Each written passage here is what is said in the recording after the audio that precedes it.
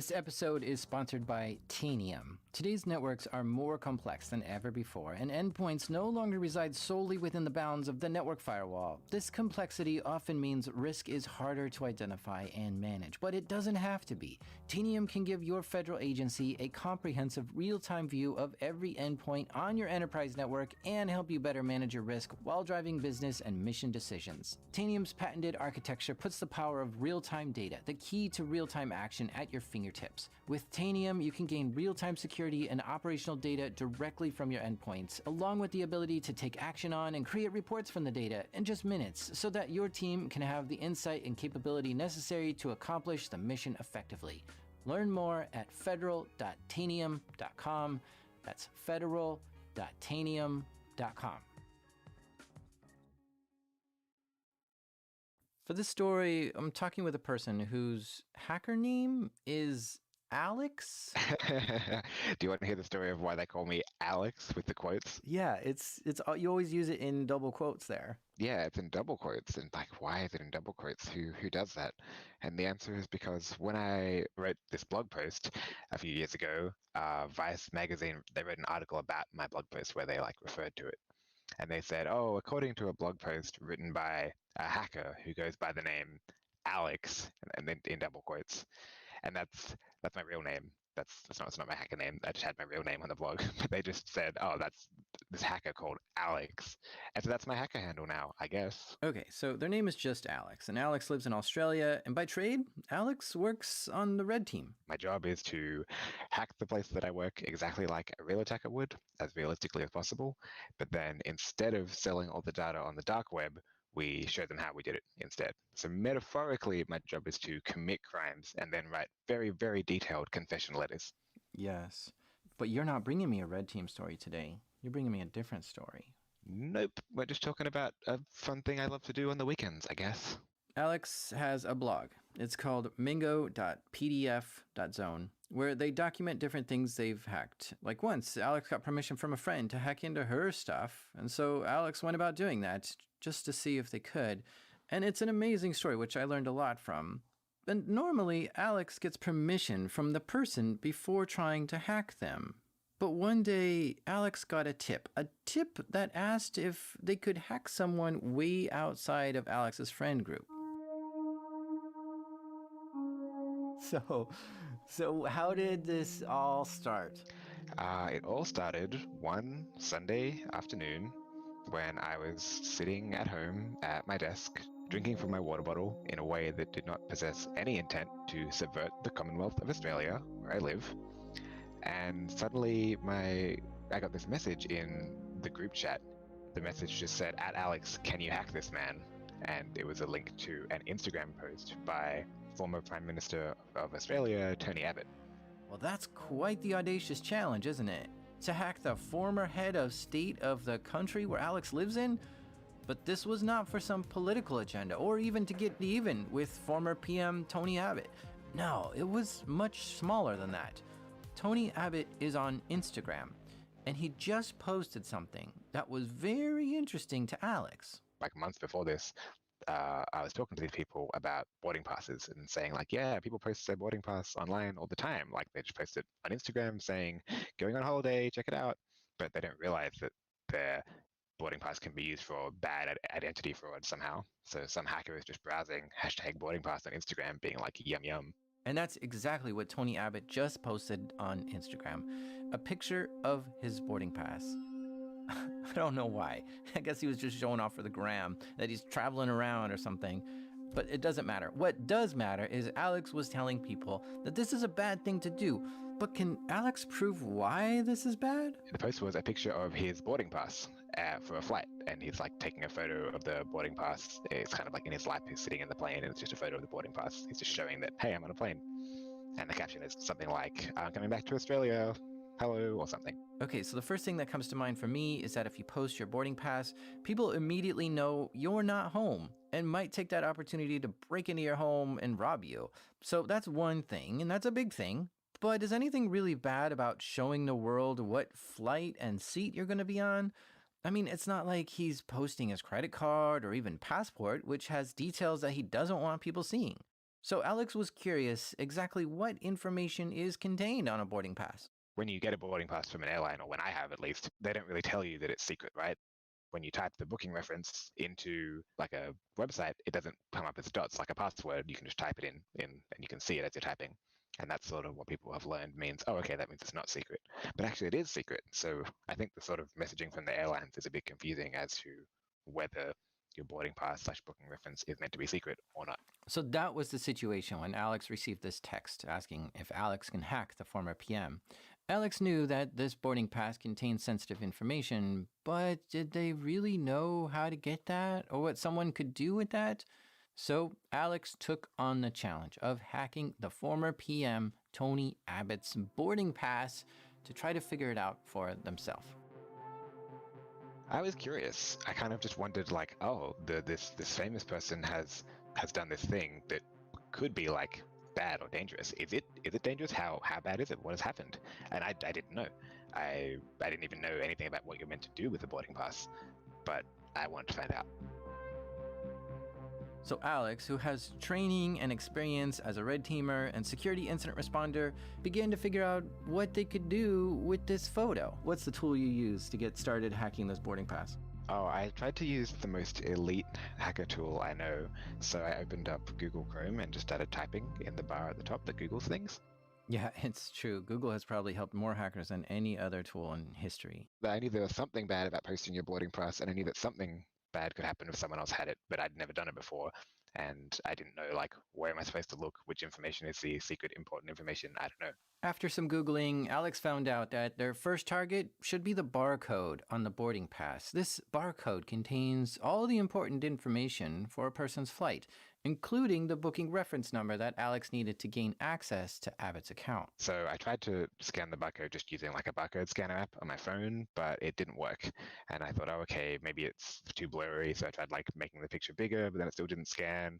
Okay, so I went into Photoshop and tried to like, turn up the contrast and make the little bars more obvious so the app could pick it up, but it still wasn't scanning the barcode. And I spent like a long time, like maybe 15 minutes looking at this image, trying to fix the barcode.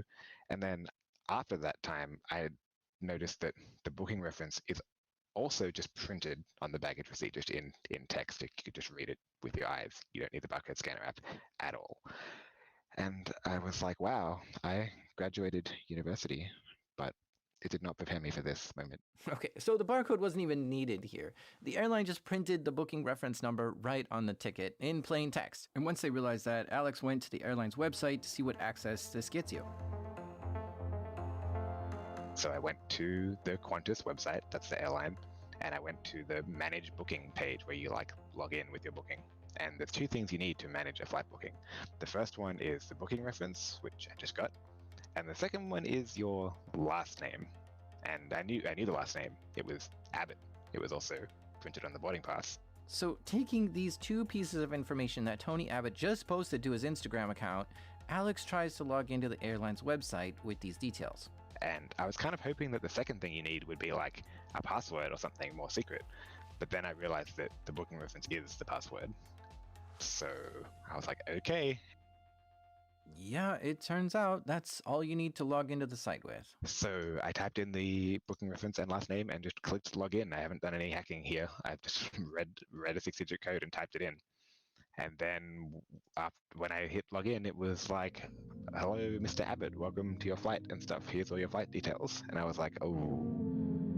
Alex was now logged into Qantas Airlines' website as the former Australian Prime Minister Tony Abbott without his permission. This felt illegal, but at the same time, they just entered in some basic information that Abbott himself posted publicly on Instagram.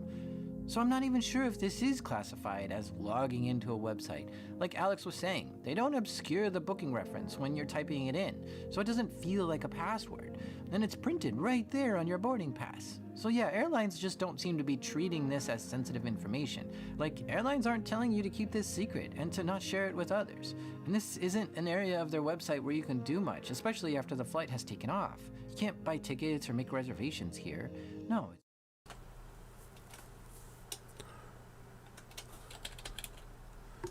Well, hell, look at that. You can actually modify the text in this book. I don't think that's supposed to be Okay. So all the books in this library are going to be custom for the quests. Exploring the north part of the city the other day and came across a bunch of orcs. Okay, so he's talking about up there. Luckily for me, I had a ring of invisibility that made me able to walk in that cave without being detected. So I went deeper down and noticed orcs were guarding something. They were grouped up in the southeast part of the caves. I'll have to go check that out. I think it's just a regular quest that's down there. Oh my god, he speaks. Yeah. I had to get my coffee first before I get started here. Been a while since I've been streaming, so I appreciate you stopping in. I was very curious what it was they guarded. However, I didn't dare take a closer look. I could swear some of the bigger orcs started to notice me. I heard rumors long ago that the orcs used to breed dragons down there. Yeah, there's dragons down there. Made weapons from old dying dragons, and once spoke of clumps made. Oh yeah, that's where you get the dragon bone stuff. But look at, you can, I wonder if that'll save. It did save, it totally saved. Not supposed to be able to edit these books. Western exploration. The house seems to be rotten and overtaken by trolls. Something hidden there seems to be overwhelming. There's no doubt there's a treasure of great value. Yeah, definitely. So there's 2 treasures. Not the ones I'm looking for though.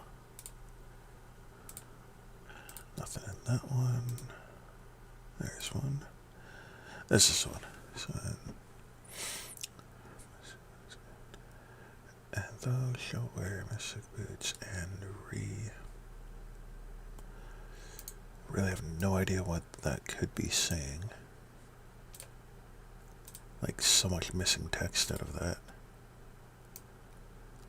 Potion of fast movement. I really hope I can find this. I love moving fast. Really, really fast. Alright.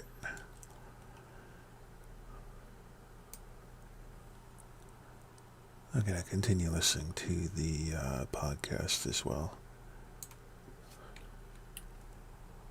Let me know if it's too loud, if you can still hear me. Just there to check your flight status. So yeah, it's a gray area on whether this is a super private area of the website or if it's just security through obscurity kind of thing. But Alex was in there now and was looking around to see what was there. At first, it didn't look like there was anything important. The flight had already happened, so it wasn't like they could change the booking or anything. And Alex could see that the flight was booked through a travel Tale agency. of a very fast creature. Then Alex found Tony Abbott's frequent flyer number. Don't know what But what are you going to creature that do would with be. that? This is not really a piece of identifying information and doesn't do much. So even though Alex logged in, there really wasn't anything on this website that would be a privacy problem or security concern. At this point, Alex was relieved to not have found anything, but what else could there be? I wasn't going to give up just because there was nothing that I could see on the webpage. Like, I'm not going to stop just because a webpage says we're done. Oh yeah, that's right, because you're a red teamer and you have access to the elite hacking tools such as Kali Linux, and you probably got an old backtrack hanging out somewhere. Jack, you can't say that to me. Alex wanted to analyze the website further and look for any hidden data that might be obscured somewhere.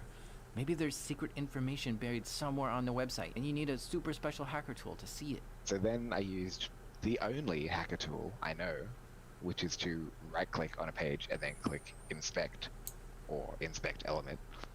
And that opens up the page source of the page. It shows you the HTML of the page. And listen, somebody might one day try and tell you that this is hacking. So as a dark sorcerer running a definitely not. shop. Anyone can do this. This is a tool that, like, gamers use to try and understand websites. It's not made for hacking. I'm trying not to wake It's not myself an up. advanced I'm elite still hacking tool. Anyone can sleeping do it. in my It's clear. So you're saying my, right-click view source head. is not illegal? hope I'm sleeping. I'm not a lawyer, but I'm confident on that one. Yeah, so the way a website works is your browser asks the web Taurus server Island. for the information on the site, and the web Taurus server sends the data Island. over formatted in HTML. Now it's just a matter for the Taurus browser Island to offers format true and display the paradise. website. But yeah, in order for the browser to know Or what is to this display, witch? it must Seem to have have that lived there HTML. And since the since dawn of ancient browsers, times. you were always able to right-click Tortoises on eat any fish, website and grass. then click View Yeah, Source yeah, we don't and care see about the the raw tortoise. HTML. It's not illegal to view source because every website you ever visited ever, the browser is viewing the source for you. But the reason why Alex did this is because sometimes there's extra bits of information that might not be displayed in the browser, but it is there in the HTML. When I started looking at the page where's source, my key I ring? There it was is. like, okay, yep, this is the web page. And so I kind of scrolled around because I didn't know what I was looking for. I was just kind of wondering if there was more stuff in there. And then eventually Do I not was have the scrolling key to around get and in noticed that there was room. this sort of big section of JSON, this big section of like data just in the Okay. page, which Now is, the dark I mean, sometimes sorcerer that happens in web pages, is but it's kind of strange for the page to have a probably whole bunch this of guy. extra data in there that it's not showing. JSON data is just another way to format data. It works particularly good for web browsers to parse it and read it. Mouse. And Alex said this chunk of data was just a little too big for them to look at and understand. Long lines of text and data and numbers. It's not encrypted, it's just hard to read. I realized that I wasn't going to find the passport number or anything like that by just rummaging around in the HTML ball pit. So eventually I just searched for passport in the page. And one of them was this thing called passport, and it had a thing called date of birth, and it had a thing called document number. And the document number sure looked like a passport number. Then I sort of looked at the birthday, and it was the same birthday that Tony Abbott had when I looked him up on Wikipedia, and I was like, oh no. It's just there. It's just in the page. At that point, I was fairly sure I was looking at the extremely secret government-issued ID of the former Prime Minister of Australia and, you know, former servant to Queen Elizabeth, and I was kind of worried that maybe I was doing something wrong somehow. But, like, not enough to stop looking. This, I would say, is a privacy problem. By posting your boarding pass, someone can use that information to log into the airline's website and click View Source and see your birth date, passport number, frequent flyer number, and flight details. With this information, a bad actor could do some nasty stuff. You don't want to be just telling the world what your passport number is. Somewhere in here, Alex dubbed this the Do Not Get Arrested Challenge of 2020. Because this felt wrong, but where was the line? Alex wasn't sure, and so at this point, I mean, what's the nerves feel like for you? At this point, I was like, I think I have the former Prime Minister's passport number. And I was thinking, oh boy, oh geez, because, like, for all I know, other people are looking at this page at the same time as me. There's no guarantee that I'm the only one here. And so this is basically public, this passport number. And so I was thinking, okay, I better get someone somehow to reset his passport number. Like, you reset a password, can you even reset a passport number? And then I was thinking, this all seems okay, but is it possible that I've done a crime? So after I found the passport number, I was wondering, well, is there anything else in this page, or is it just the passport number? And so Okay. I wondered if there was a phone number. Maybe it's not even so this I searched for NPC phone then. and number and things like that, but nothing came up. But then I, in an extremely big brain move, searched for 614, which is the first 3 digits of an Australian format phone number. And that led me to this really weird section of text in the page. There was a phone number. There was like enough digits beginning with 614, but it didn't just say like phone number equals this. It had all this strange uppercase, all caps spaghetti airline code. Like the phone number said all caps CTCM space QF space HK1 space, and then the phone number. And there was all this other weird uppercase stuff all over the place. It turned out that Alex had found a I section really of the don't think code it would be called this guy. SSR for Special Service Requests. This is a special airline language that's code for things like Now, it did whether say or not it this was passenger wants a near vegetarian the meal, or the graveyard, passenger right? is an unaccompanied minor. In Tony Abbott's Has a SSR, curse on Alex the could see graveyard, notes surely left the by the sky airline, remember and one of the this notes is- started with the code CTCM. And when Alex looked up what CTCM meant, it was a note that contained the passenger's phone number. This is so if the airlines need to text you about delays or whatever. At this point, Alex thought they're now looking at Tony Abbott's phone number. And this was about the point where Alex knew they needed some help. After all, this was the Do Not Get Arrested challenge of 2020. So Alex reached out to the Australian Free Government Legal Aid Hotline. But whoever answered the phone, they just didn't know enough about computers to be able to help Alex with this. I didn't think that anything I had done sounded like a crime, but I understood that sometimes when the other person is famous or something, that things can suddenly become a crime. And so I was like, well, what if it's former prime minister? Is it illegal to do this? I don't know. I don't know the laws. So I should probably try and find an adult who can tell me how the law works. When the free telephone lawyer told Alex they didn't know, Alex went looking for themselves to understand if they had committed any crimes. So I was kind of just Googling it, being like, hey, what are the laws? Can I read them? And it turns out there is. There's this thing called the legislation, and it's just the laws written down. And I've had no problem scrolling through and reading all the HTML of that page, but whoever wrote the legislation was just making up words. There is just so many complicated words, and it's so not obvious what they mean. But I was eventually able to divine from the Times New Roman tea leaves that having the passport number shouldn't be a crime. That seems fine. And I was worried about defamation, which is where you publish something that makes someone look bad. But I realized that in the laws it says that it's not defamation if it's true. And so if you're just publishing that as a true story, that's okay. But then the laws that I read that were about computers were like, it's illegal to do anything with a computer. If you ever log into a computer, that's a crime. And so I was like, oh, okay, I should ask a lawyer about this. Okay, let's take a moment to gather ourselves here. Alex's whole goal in doing this was to show their friends that they should not be posting photos of their boarding pass on Instagram. And now Alex has this really cool story about how the former PM posted his boarding pass and how Alex was able to easily get all kinds of private information. One of these guys gotta be... Alex wants to ask him if blog he's about crazy. this, or at least Oh, be able to yeah, show this maybe. to their friends. My end goal was to publish a blog post about all of this and also fix the problem. So step one was to figure out whether I've done a crime.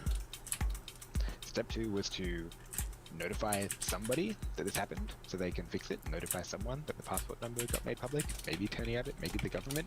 Step 3 was to get permission to publish that blog post about it, and step 4 was to tell the airline, tell Qantas about the fact that all this information was in the page so they could fix it. At this point in the story, Alex's interpretation of the law puts Yeah. him on the safe side. But I just don't see any good enough to stay out of jail. any signs that the NPC's crazy. Like, the names are all normal, they're dressed pretty normally, the shops don't seem out of order, so there's no obvious signs. Marcus is really good at hiding this stuff.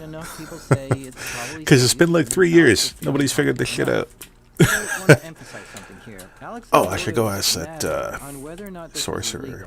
This was done for research and to do responsible Spell disclosure. guy over Even though here. this was legal for Alex to do, it probably Though, wouldn't be legal this guy's for on the a other criminal side to of do the town, same thing, but with which is why I don't intention really of think doing it's some kind him. of malicious activity. Step 2 Maybe a was to different notify city. Tony Abbott that his personal information might have been Maybe. seen by other people. The thing, That the shouldn't story be enough. I mean, his personal shows number was just one of the things that Alex he found was on able to HTML. see the light Plus, he from obviously the was on graveyard. Instagram, so Obviously, he this being a posted there. top-down So game, you Alex can't could really just go call from, Tony like, Abbott's cell phone view directly to report this, line of or sight. send him a DM on Insta. But what are you gonna say? And talk to Hi, the Mr. pirate Abbott. add-on. I Pirate- have your boarding oh. pass. That's the other thing, is that, like, Yeah. I wanted to be really careful about That- where I reported it. I'm gonna check that one out too. No, because it's Good thinking. Sometimes there's this yikes thing that happens, I'm sure you've seen, where someone's trying to be responsible and like report a security problem and like help the person fix it, but just people misunderstand and they think There's a couple other shops on something and they the get really mad, and I didn't want to play that game. Yeah. Okay, so no, Alex didn't Couple want other to shops in the DM west I'm gonna Tony check Abbott out, about his passport, and then I'll go but Abbott talk left to office in the 2015. So now Alex pirate. had a new challenge. Who in the government I can could he see call the to pirate leave a being great. message for the former prime minister? I think Alex I reached out to some remember friends to see if they had any dialogue of advice. At first, when there I was got the nothing, but then outfit. one friend had an idea. I don't think it would be One this of my guy. hacker friends told me to call 1-300 Cyber 1, 1-300 Cyber 1. and I was like, excuse me, that's not real, you can't be serious, you can't say that.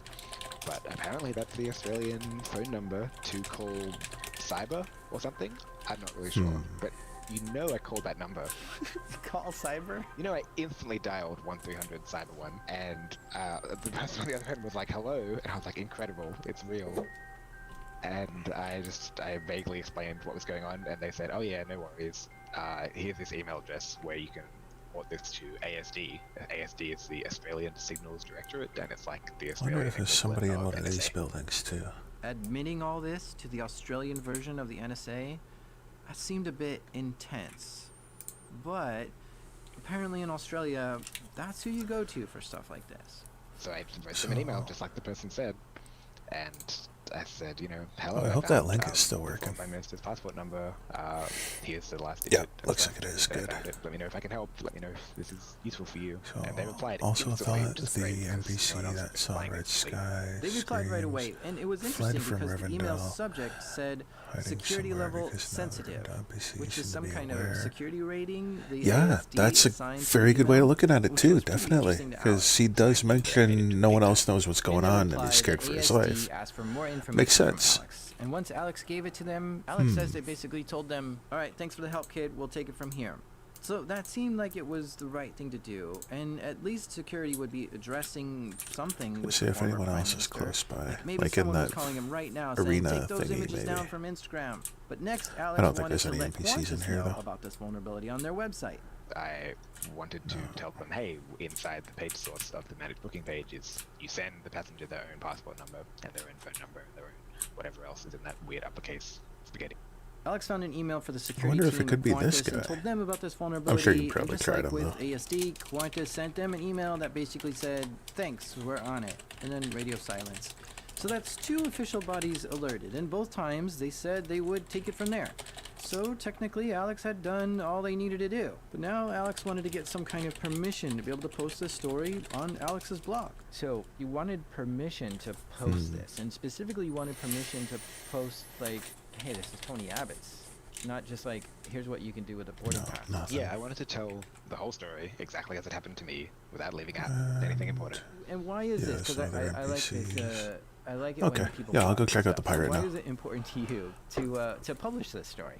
Lots of reasons, but like, firstly, I love writing dumb blog posts where I do stupid jokes and also try and say something meaningful. Love to do that, but I wanted to show all the details and how simple it was because I wanted everyone to feel like, oh, I could do that. And the idea is, yeah, I think you I absolutely spoiled could myself do with this. the I didn't strong do it mana for fluids anyone on the before. other server there. And I wanted to show that, oh, well, if it's that easy for it to happen to somebody famous, then it could happen to anyone. Alex seems like a good person. They wanted to Using get his that regular stamp mana of fluids is approval, like, or oh at my least let god, Tony takes Abbott forever. know that his name was going to be attached So to I the thought story. that the book is The only just problem reference to was, I didn't really know firmness. who I needed to get it from. I was like, from the government, sucks from when Tony nobody Abbott's, does he have a security team? Or I don't know, do I have Tony Abbott himself? I didn't know. It's like, So how did you go about trying to figure it out? I spent a long time not finding anyone to talk to. I spent a long time not knowing. Yeah, I can see how your to point with contact Frumbris, Insta or who to but contact, I don't and think a lot of it's time waiting for referencing the government to him. reply to emails that they never I don't think it replied really to, has and anything they to did. do with But them. then one day, in a burst of I think it motivation, might be just something, I told a reference journalist friend about because this there's and no asked them single if they knew mention how of to, him anywhere what I wanted else. to do next. And they had Yeah. really, really good ideas. That 'cause could they be. were It's totally journalists. possible. And so they said I should try and find his former staff from when he was the Prime Minister, so his former, like, ministers and stuff, and contact their offices and see if they have his contact details. The logic here is that Alex didn't want to call Tony Abbott directly. They wanted the Paris, Red office of Tony Sky. Abbott to let his people know That about can this. be a Because surely a distraction. Yeah, former it totally PM could. has people, right? And Alex thought that the current administration might have connections to the former administration's people. Alex went to Wikipedia and searched through Tony Abbott's staff when he was in office. Minister of the Arts? No, he's retired. Minister of Agriculture? Nope, he's retired too. Eventually, Alex noticed one name that did sound familiar. One of his former ministers was Scott Morrison, who is the current Prime Minister of Australia today. I was like, oh, well, he definitely has an office. Calling the current Prime Minister's office, looking for the old Prime Minister. Yeah, that sounds like a good plan to me. And I was like, hello? I was trying to explain that, hi, like, I know this is not Tony Abbott's office, but I was... Yeah, I love the bigger manas. Because I have this media inquiry. It would be so nice if they're on this server. And the person I was talking to interrupted and explained, so Tony Abbott isn't the Prime Minister anymore. This is Even actually just the great ones, because the others... Can we have the contact details? Yeah, I'm trying to think if there's maybe some other words that he went to check would for like a long respond time, to. 15, 30 seconds. Take a look at that book again. Then after that time, she was like, "Oh, actually, I can give you Tony Abbott's." I wonder if you can edit this one too. Oh, you totally can. And I was like, "Yes, that is extremely good. That's what I've been looking for this whole time. Yes, thanks." Alex jots down the number, hangs up, and dials that number. Then I called it right away, and the person who answered, I was like, "Hello, is this Tony Abbott's personal assistant?" And the person was like, "Oh no, actually that's not me, but I am one of Tony Abbott's staff." And I was like, "Amazing, incredible. This is what I've been trying to find for a month." I started explaining the thing that I'd rehearsed on the phone so many times, explaining the security issue, and I wanted to report it. And partway through, the person says, "Sorry, who are you, and what organization are you calling from?" And I was like, "Oh no." I don't think I said curse to the other ones. Do you remember if you've tried saying curse to the other guys? They were understanding, and they were like, "I'll have to call you back." It sounds straightforward. I think that was in your list. Actually took a long time, like at least a month. I'm trying to figure out someone close to Tony Abbott to explain the impact of posting his boarding pass on Instagram like that. So this felt like major progress. An hour later, I get a call from another number that I don't recognize, and it's a beautiful moment for me because he says that he knows what I'm talking about. He's like, "Yes, I've seen the emails from AST. I'm currently in the process of getting Tony Abbott a new passport number." And it's like amazing. Probably help if I spelled it right too. Talk to someone who knows what I'm talking about. It wasn't. Okay. Success. I will try After all that. this time, Alex finally got confirmation that all those emails weren't just going into the void. And I didn't even know you could get a new passport number, but apparently that is a thing. And thanks to Alex, Tony Abbott was getting a new one. Alex said this phone conversation went on for a while, discussing Where's things that like how they list? found all this information on Tony Abbott and what kind of stuff Alex wants to put in the blog post. The assistant asked to see a draft of the blog before Alex posted it so they can review it. And then he says, "These things do interest him. He's quite keen to talk to you." And I was like, "Excuse me? Tony Abbott wants to call me on the phone? What? I suppose I owe this service to my country at this point. What does he want to talk about?"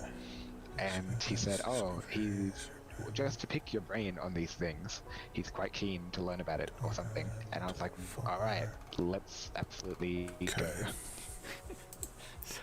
So you set up a date for the call, and then what? Does Tony Abbott call you or you call him? I No, yeah, wonder my if phone was that at Dumbcrack 3:30, guy planned is the phone one number. that's seen Nice. him. And on the other end is Tony Abbott. He started telling me about how, like, mostly the thing that he wanted was to check that his understanding of how that I'd found his passport worked, like check his understanding was correct, and it was. And he also wanted to ask Not sure if I spelled that how right. to learn about the IT, which is what he called it. It's a weird How long did name. you guys talk? How long did we talk? About either half an hour, at least half an hour. Wow. We had a lot to. I don't know. He had lots of questions, like how did it all happen, and what can I do to learn about it? And he was telling me about how he tried to log into a Microsoft Teams meeting earlier, and he got fairly bamboozled by that whole process of trying to do it. And he said that he can now log into a Teams meeting in a way that he couldn't before.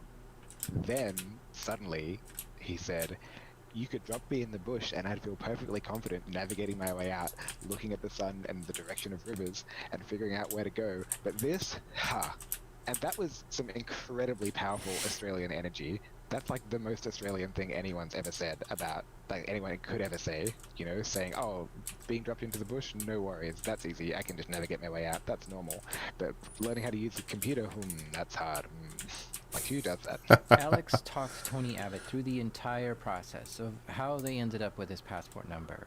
Then Alex started answering some tech questions that Tony had. Then at one point he asked if there was a book that he could read to learn about the basics of IT, since he wanted to learn how it works. And I wanna was go like, check I out mean, there that, probably is a book out there, Dumb the Crack basics of body IT, again. for IT for dummies or something, but it probably won't help. Broken because, amulet. like, I don't learn from a book. Everyone just figures it out.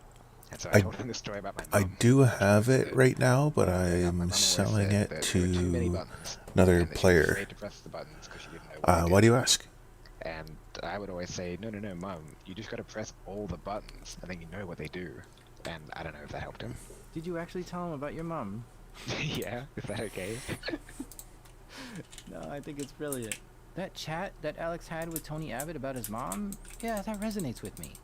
My parents, heck, even my grandparents, have been using computers way longer than I have, yet for some strange reason, I'm better at computers than they are, way better. And what is with that?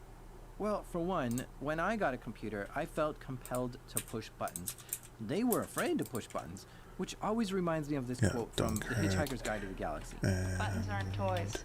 Buttons aren't toys. Yes, they are. To me, buttons are toys. I want buttons are toys. Something inside me just can't help it, and it's this innate curiosity. How did you get yours? That has absolutely led me into a lot of trouble with computers. I bought it from another player that was doing all kinds of different rare items. Restore it and fix it. And so for me, he got Amazon Shield and armor. Yes, sometimes I had really bad moments, like that time in 2005 when he doesn't remember how he got it, so it's music from my iPod. Don't know, man. And I'll never forget don't know. that. That was the worst data loss experience ever. I'm pretty sure it was a rare raid that I have never actually seen happen. I think it might have even been removed. And push them a lot. Well, so after Alex's call with Tony Abbott, Alex got approval to publish the blog post. It's the only one that, as far as I know, has ever been found. Which is another reason I think if it's from that raid, it might have been removed. But it also meant that the Do Not Get Arrested Challenge of 2020 was a success. We've got one more story for you after the break. Stay with us. Support for this episode comes from Cyber Reason. To win, cyber attackers only need to be successable once. But if you're a defender, you must be successful in ending these attacks all the time, because one missed detection can have serious consequences. Cyber Reason reverses the attacker's advantage and puts the power back in the defender's hands. Their future-ready attack platform gives defenders the wisdom to uncover, understand, and piece together multiple threats. Did I pass it? To end cyber attacks instantly on computers, mobile devices, servers, and in the cloud. They do all this through a variety of tools they've developed, such as antivirus software, endpoint monitoring, and mobile threat detection. Oh no, he's done They can give you the power to do it yourself, or they can do all the monitoring and respond to threats in your environment for you. Or you can call them after an incident and get help cleaning it up. If you want to monitor your network for threats, check out what Cyber Reason can do for you. Cyber Reason. End cyber attacks. From endpoints to everywhere. Learn more at cyberreason.com/darknet. That's cyberreason.com/darknet. Alright, so I have another flight hacking story for you. This one is from T-Profit. T-Profit. Now, T-Profit is no stranger to the hacking scene. I asked him how many DEF CONs has he been to, and he told me... yeah, all of them. So, the first DEF CON was in 1993, and it's been a yearly event since. So, going to all of them is quite an accomplishment. Now there's over 30,000 people who attend DEF CON, but that first one, like only 100 people showed up, and T-Profit was one of them. It was at the Sands, and we had like maybe 50 people in one. No, he's around Thorndyke or whatever. Yeah, that's kind of how it started, and it just grew from there. So you can imagine someone who's been in the hacker scene for over 30 years must have a lot of stories, right? Yeah, well, T-Profit isn't sharing any of those stories with us today. I wish, but maybe another time. But T-Profit likes to write. No, I'm not talking about the 120,000 tweets he's written at this point. He's a regular contributor to the 2600 magazine, to Hacker Quarterly. But he also likes writing a travel blog called Seat31b.com. And this travel blog is unlike any travel blog I've ever seen. In my free time, I like to travel. My goal is to join the Traveler Century Club, which means that you visited at least 100 countries or territories around the world. I've been to all 7 continents so far. Even Antarctica. There's one. Yeah, including Antarctica. I went with a bunch of hackers, actually. The Tour Camp people and TourCon did a cruise to Antarctica. I love that you can put the map on full screen. It's so handy. We went down, like, it was just, hackers took over a ship. We had a 3D printer. It was awesome. It was like a former Norwegian icebreaker with mostly Russian crew, which was pretty fun. So his blog is basically a bunch of travel hacks. Have you seen the new Hydra hunt? Yeah, I've seen stuff like that on BuzzFeed. Hydra's in like when traveling, wrap your shoes up in a shower cap so that you don't get your clean clothes dirty. Or here's a real advanced one: enable private browsing when booking your flight. Unless it's changed, because I haven't been there in a while. Next time you visit their site, knowing that you've made up your mind and you're ready to buy. But T-Profit's blog goes way beyond these couple of months probably. I look at things from the hacker perspective, and that includes getting there. Because, you know, one thing about travel is it can be a little secret there. Right? Oh, okay. But I don't like to pay money for things if I don't have to pay money for things. I'm kind of an Might be extreme over couponer. here. I'm that guy that's like, I you haven't know, been able to going connect through to the anything. self-checkout with Okay. like every I'll go check it out, see if we single can stacked coupon make you any can sense of it. possibly do to get a pizza for 3 cents. You know, that's me. I buy stuff I don't even want to eat because I can get it cheap or free.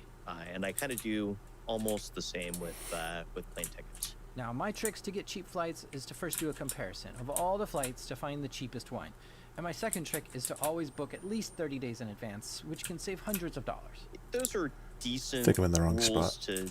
to try to follow, but they're not, you know, you're actually paying cash for a flight if you do that. Like, money is leaving your bank account.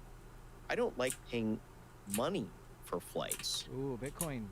No, Bitcoin's money. You can turn it into money. No, I like paying points for flights, because if you can get points for free and you pay for your flights with points, then you didn't actually spend any, or, you know, maybe not much money on your flight. See, T-Profit has figured out a way to get free flights to almost anywhere in the world by using points to buy tickets. And this is so much different than a travel hack, which might save you like $20 or something. And so yeah, people who travel a lot get frequent flyer miles, which are the same as airline points, and this is a way for airlines to give thanks to their loyal customers. You can exchange frequent flyer miles or points for free trips to places. Now, historically, airlines gave these to loyal customers, people who flew a lot. But in the last few decades, airlines have been looking for new ways to find customers, and can sometimes offer these points as a sort of marketing strategy. Generally speaking, what I do is I use my good credit to take the banks to the cleaners. They are falling all over themselves to give me credit cards, and that's totally fine. I'll sign up for all of them. There get it is. points that go with the cards. But Okay. if you can bank a Just bunch take of that and get points the hell that out. the bank essentially gave you for very Oh, little or in the free, book.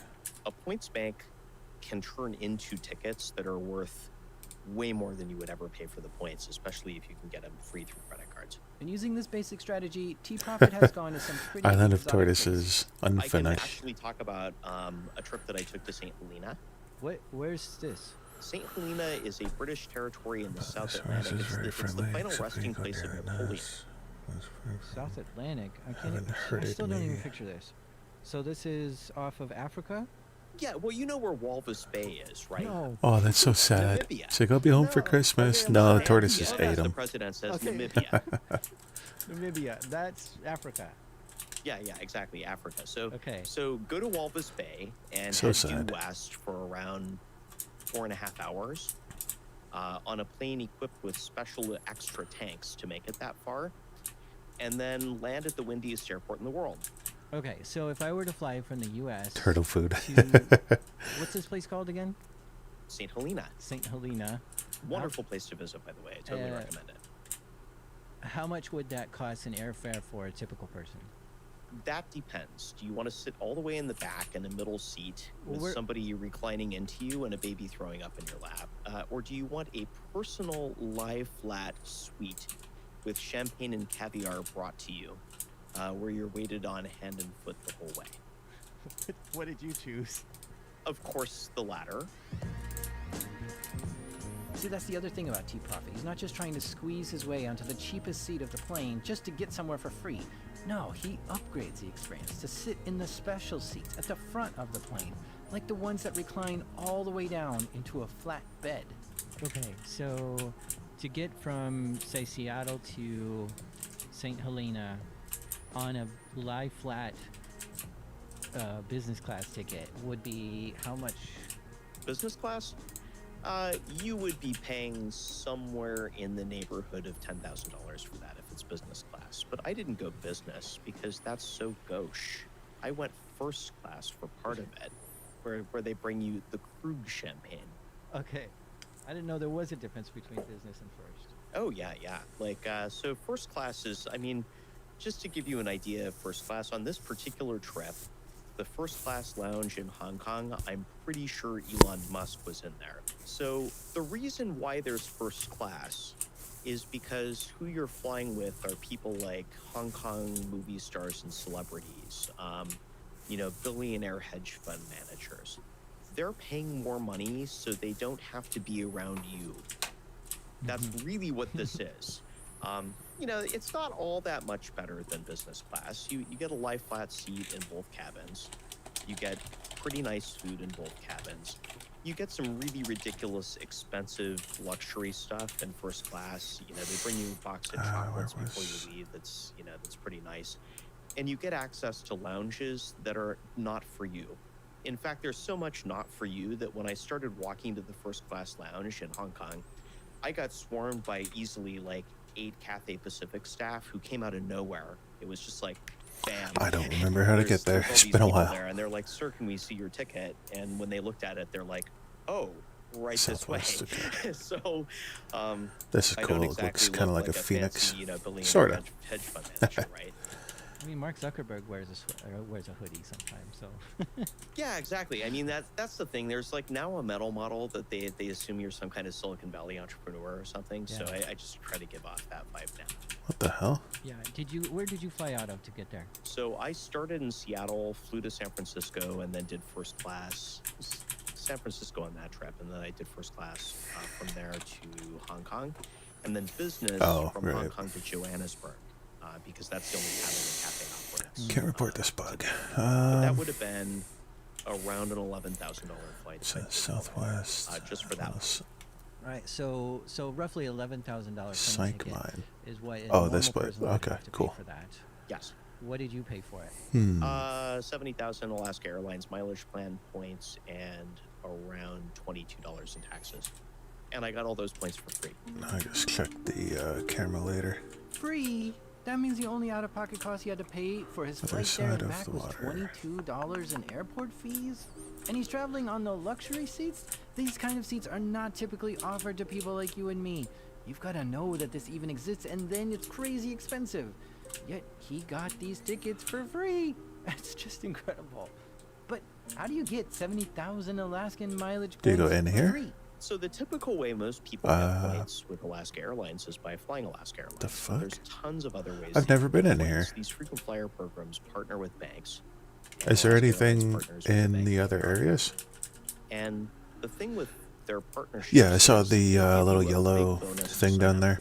Is it worth looking in the rest of it? Now you can get 40,000 Alaska Airlines bonus miles. Never in actually been addition in to here. like It's pretty $100 cool. Statement credit, just for a card sign up and meeting their minimum spend, which is I think $2,000. That's Seems 2,000 okay. a year? No, it's just one time. Okay. So Says- put everything that you're going to buy on a card for like any given month on that card. Oh, and that's you'll the get other. 1 mile per dollar that you spend Cool. on the card, and then in addition to that, they'll give you the sign up bonus. Okay, so that's 40,000. Well, Used to you pick get 40,000 everywhere, for that nothing. card. But then Hook the the Bank of wall, America has a stones. business card Okay. too, and I own a rental property, so Yeah, it I'm looks like clearly a business owner. The map So doesn't I have can anything sign in up for there the either. business card if I was ever going to buy anything for the rental property. This is and that's Rotworms. another. Yeah, you wouldn't be able to have 30,000 anything points underneath that you here get for that card. because Just Rotworms signing up, below. or- Signing up and meeting the minimum spend, which is generally minimal. Unless it's So something I had very some, small. I had genuinely own a rental property. I had Excuse some me, expenses psych. that needed to be paid, relative to improvements for that property. Mhm. So I put all of that on the second card. On I don't the know why business I'm even card, looting them. between the personal card and the business card, and it wasn't exactly this. Oh, this place is but Very, cool. very close. I ended up with 70,000 points. Okay, So, that's just a giant What did I do? circle. I used my good credit and a little extreme couponing to get all the way to Johannesburg. Essentially for free. It was maybe $22 in taxes. Ah, very clever. I love the way hackers think. They're always trying to figure out new ways to exploit the system. One time in college, we had to buy textbooks for our classes, right? And it was like $100 per book. And one of the other guys in my class came to school with a Oh, book come which on. said property of the school library on it. And I asked him, can you actually just borrow a book all semester? And he's like, no, but the late fees for borrowing it only add up to $50. So it's cheaper to just borrow it and then pay the fee at the end versus buying it.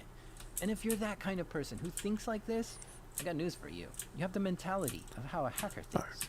Come on. That's Johannesburg, South Africa, and you don't want to hang out there. It's like Wow, it's this not a very safe pathway city. is long. So I wanted to go onward from there to St. That Helena. looks cool. And the way that I did that wasn't in a first class cabin. So you can be strategic about how you mix this up. Yeah, fly to yeah, St. that's Helena, there's definitely one airline something. that goes, and it's called Airlink. And they're a partner of, Need but not Grand owned by Lux. South African Airlines. Oh, And I there's just use literally no way the to book that thing with premium points. regular The light. only, airline that they But partner it doesn't with quite reach down there, huh? South African, and getting South Grand African Lux. Voyager points just Oh. means that you have to fly South African Airlines. Or you don't have a Cool. lot of ways to get those points that are easy. So it's But just a rock Chase on that allows you side. to spend ultimate rewards points There's a lever through down their there. Really? Expedia portal, and you can buy cash flights. with Excuse that. me, So Mr. this flight's Fucking around Site. almost Yeah, $1,000 I from see. Johannesburg to St. Helena. and back. Hmm. But I was able to redeem Chase So points it's at 1.5 3 cents levels per down. point for that flight. So I went Probably put myself in defensive just in Johannesburg case. to St. Helena, and then St. Helena Okay. back to Cape Town. Ah, yeah, go with a wider picture here. And with his flight book, he set off on his trip. Yeah, these were long flights, Okay, so he that's did take advantage one. of those lie flat seats and fell Right. asleep. Oh yeah, like a baby. I mean, it's super nice. I mean, Oh, they it's have only one turn-down level down. service. So Why does it look like you know, it's they give 2 you or 3 pajamas, levels they're down? free. You put some big ass And then waterfalls. when you go to, you finish your Really dinner, they bring out wanted- a 5 Yeah, course meal. definitely. I think if it And wasn't for there's the a menu, waterfall so they being come there, I out, wouldn't like, even just kinda bother like looking at the waiters, rest of and it. they're like, well, sir, these are the options that we have today, and just pick anything that you'd like. And then they just kind of bring you a multi-course Stone meal everywhere. on linen tablecloth with the Okay. whole very intricate china service, like with all the different sizes of forks and stuff. It's super fancy. But if you're a billionaire, you expect this, right? I mean, they're So what they're else giving is you in the level here? of service that hedge fund billionaire managers we've and got this celebrities with like, 1, 2, that's what 4. they bring for you. It's 2 paths. It's just they'd Okay, no, really that's where it rather came people like from. me not know this is a thing, because Damn it. I was definitely Oh, what was that? rooting their rarefied Oh, items. thanks for the follow, man. Scared the crap out of me. Okay. So this sounds too easy. Sign up for 2 different credit cards, spend money on them, and you're flying first class with this kind of service. Okay. It just sounds too easy. I'm surprised that Alaska So that's Airlines hasn't fibula, realized that how Duncan. simple it is and said, well, you can only pay for half your flight with this or something. No, it's not easy at all, man, because you have to find availability, and then you have to know how to book this. Alaska doesn't put Cathay Pacific flights on their website. They'll never show up if you do a search. You have to call somebody who books them in a different system. And then they don't have a really good way to search with Alaska Airlines, so you have to use the websites of other airlines. Like the one that I use the most for finding Cathay flights is Qantas. So you look for a flight that you could book with Qantas points, and There's a lot of pathways those in there. flights are usually available to also Say book for with hours at Alaska the Hydra points. There's some Island. rules. It's like there's usually one Active fewer seat three than you see stones. available with Okay. Qantas. And that That's was like- just on the island itself? Did And you then you do have to anything that's call. in the pathway in And this then when area? you get somebody who's like, dusts off their manual and, realizes how to book this thing, And what the hell is then you this? can get it. But, I mean, Cathay doesn't want to give these away. They only do it to maintain credibility in their program, and they especially don't want to give these seats away to partners. Look at So this. Look at there will be like one day that. you can go, in a given month. It's And right you've here. gotta That's book exactly the almost a year same. in advance to be able to get this. So yeah, it's not easy. In fact, Why is it only one day you But can then it go? has another one well, coming up. they only release a handful. You don't of have that in seats, your and map? So you have to find those, jump on I them, just and book it downloaded this and from the re-release as soon as it's website available. like last And week. they release seats So to this their is own completely up Asia to date Miles map. members before they release to partners. Okay, so this And it is just goes becoming more black. complicated just because Like, it's one of those. Like it has no other this purpose. isn't for you. it kind just of is there. Or airfare. Make It's sure not for nothing's you. attacking No, me. it's not for Okay. you.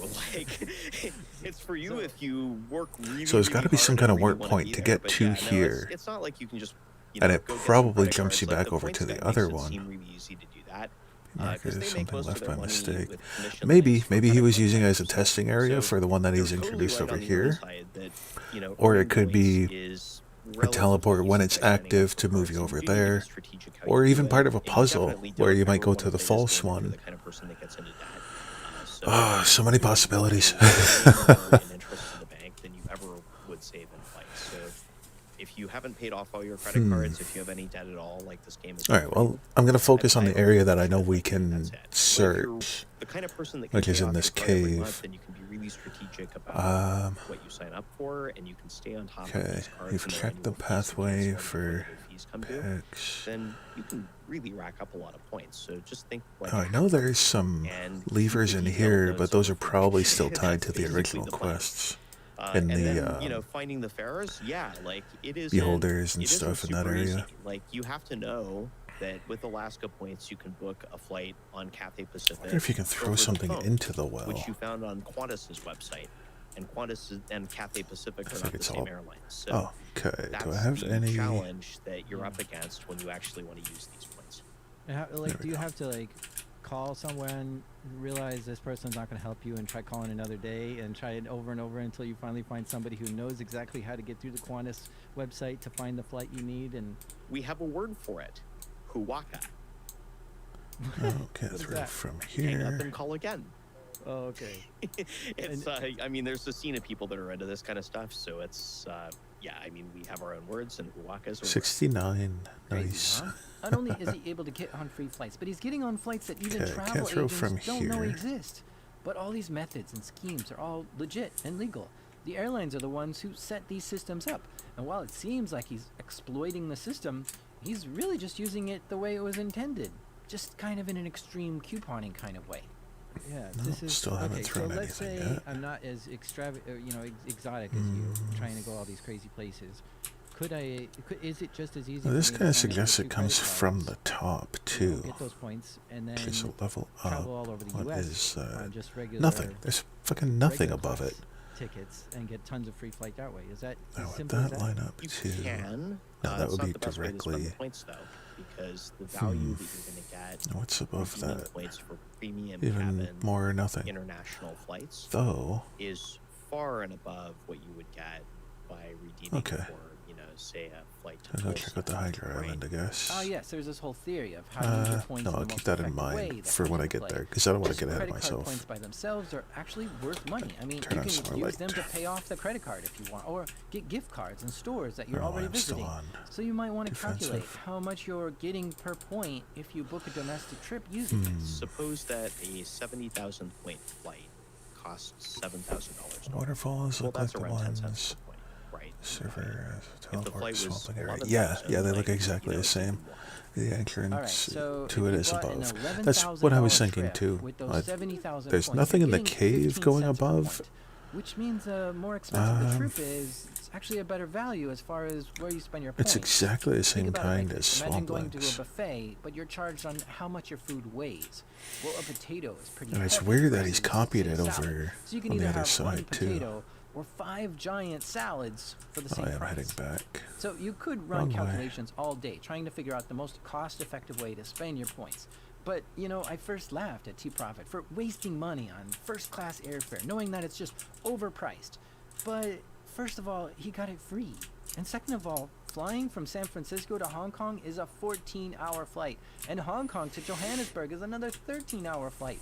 When you're doing Some trips pathways in this that area long, that have it is water. really nice Okay. to have a bed to sleep in on the way. So Maybe yeah, if we follow I that. guess I'm just flabbergasted at this point.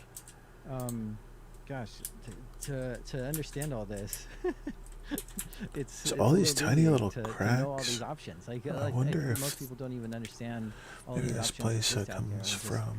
I mean, Yeah. when I book a flight, I go to. It's got to Heathrow, come from and somewhere. then I find the cheapest one. It's and not I just get going to on. be sitting in the middle of nowhere. That's a totally valid approach. If Puts in so much travel detail, it's isn't a very super high unlikely that priority it's to you, and just gonna you don't randomly wanna appear. throw a lot of your personal Yeah. bandwidth at it. I have a small business helping people book flights, and so, I just work in these programs every day. Like, I got into owning a business. These pathways doing are this by weird. Just doing it with This my own place personal isn't travel, far away and from kind of grew into Tortoise. a blog, and then it grew It's a into, long shot. the small business that I have. So Yeah, that's a good it's- point. clearly, a lot I've of taken water this and those way tortoise farther than most caves. people Yeah. do, and that's totally okay. Yeah, maybe there's So something the else in thing there. to know is that if you Or want they're to linked consume somehow. the output of what getting a bunch of points can get you, there are people who, for money, will help you with this. And, they're just professional travel hackers. And that is a thing. So, totally okay to go that route if you don't want to learn it all on your own. See, I didn't even know any of this existed until now, but as it turns out, T-Profit actually started a company which helps people do this, and his website is called award.cat. And there's another epic trip T-Profit went on. In 2019, he went to travel from Seattle to Sri Lanka, which is an island off the southern tip of India. So I booked Seattle, LA on Alaska, first class, Alaska, and then this was again using Alaska mileage plan miles. That's my favorite way to get Cathay Pacific. Cathay Pacific first, LA, Hong Kong, It's and not then on the Cathay website. Pacific Business. Oh, is the only right. company operating I from forgot Hong Kong Sri to. Lanka. It's been so long it removes automatically. Just regular class. Thanks for reminding me.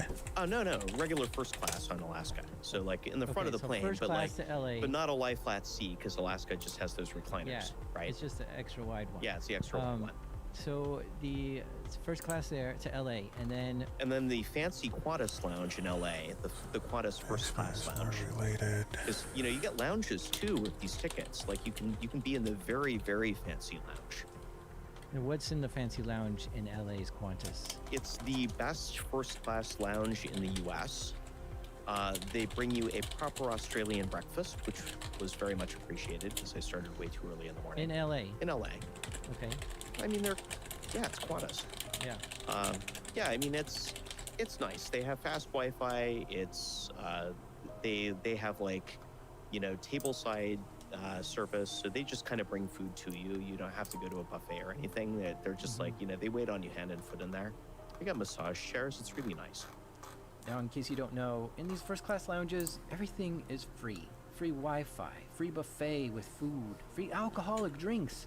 And in this one, there was a free Oh massage. yeah, Massacre is supposed to be on the stream so site. that is included with the not flight, site, or you have to pay the extra for that, or how did you get in No, there? it's included because you got a first class ticket. So you get all the first class services and amenities, including the fancy lounge. Yeah, okay. I could have gone So to the Cathay lounge, but like the Qantas one's fancier, and Cathay and Qantas are partners. So I was able to get into the Qantas lounge.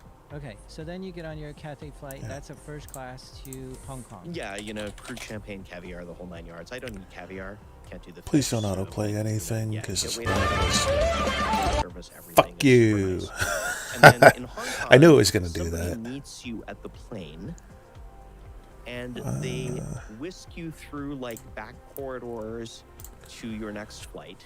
Expedited security, the whole 9 yards. Like you There we walk go. off the plane, you're one of the Sorry first for the, people up, headphone and there's, like, blasting somebody there. holding a Damn. sign with your name on it, and they're like, right this way, Mr. T-Profit. Like, and it's just like, boom, they just whisk you to the next gate. Like, full VIP security treatment, the whole 9 yards, right? Like you go through a special security. It's not the normal one. It's like a special Okay, one just for so you. I'll give it a minute there to update. And yeah, then then I was on my next flight which was pretty empty, to Sri Lanka. But while he was on the trip to Sri Lanka, disaster struck. And I don't mean he lost his baggage or his headphone's battery went dead. Much worse than that. We begin tonight with a horrific scene unfolding overseas. 8 bomb attacks targeting Christians and tourists in Sri Go Lanka, up. and a 9th bomb targeting police. The series of explosions tearing through churches filled with worshippers attending Easter Mass. More than 200 people killed, hundreds hurt. I didn't think Several anything would be there Americans among the anyway. victims. He learned about this just before he started the trip, so he could have canceled this whole flight.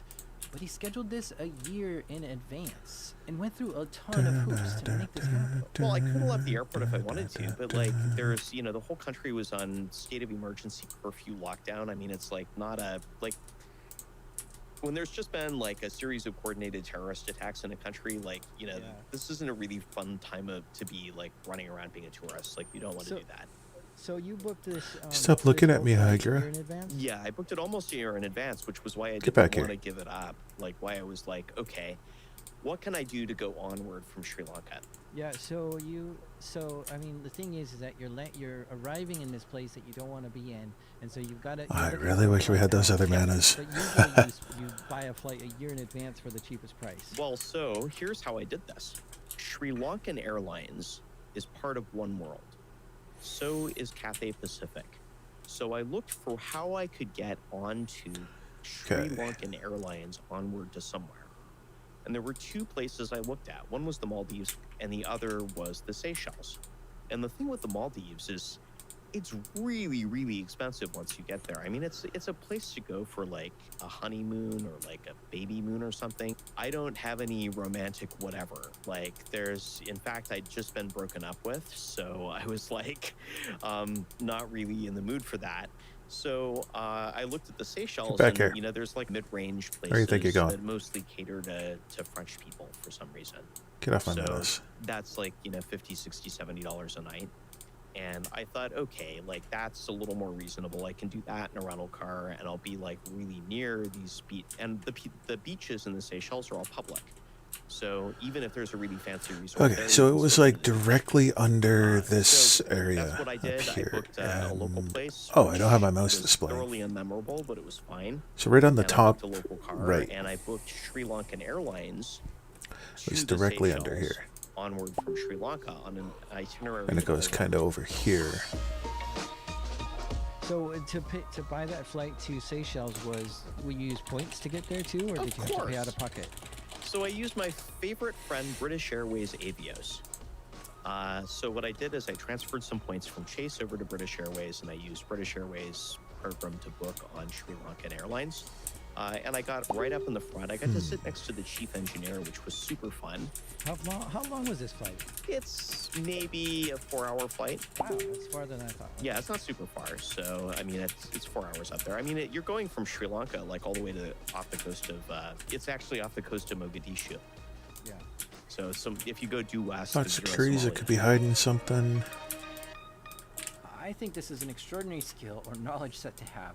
To first understand what banks and credit card companies offer the most points for using their cards, then to know what airlines these points can be redeemed at, then to know what trips those airlines offer with those points, and then to be able to navigate this whole system. Also, to make check out this changes, so rock. even if there's a It's the same terrorist rock that attack, was down you there. still have a lovely time.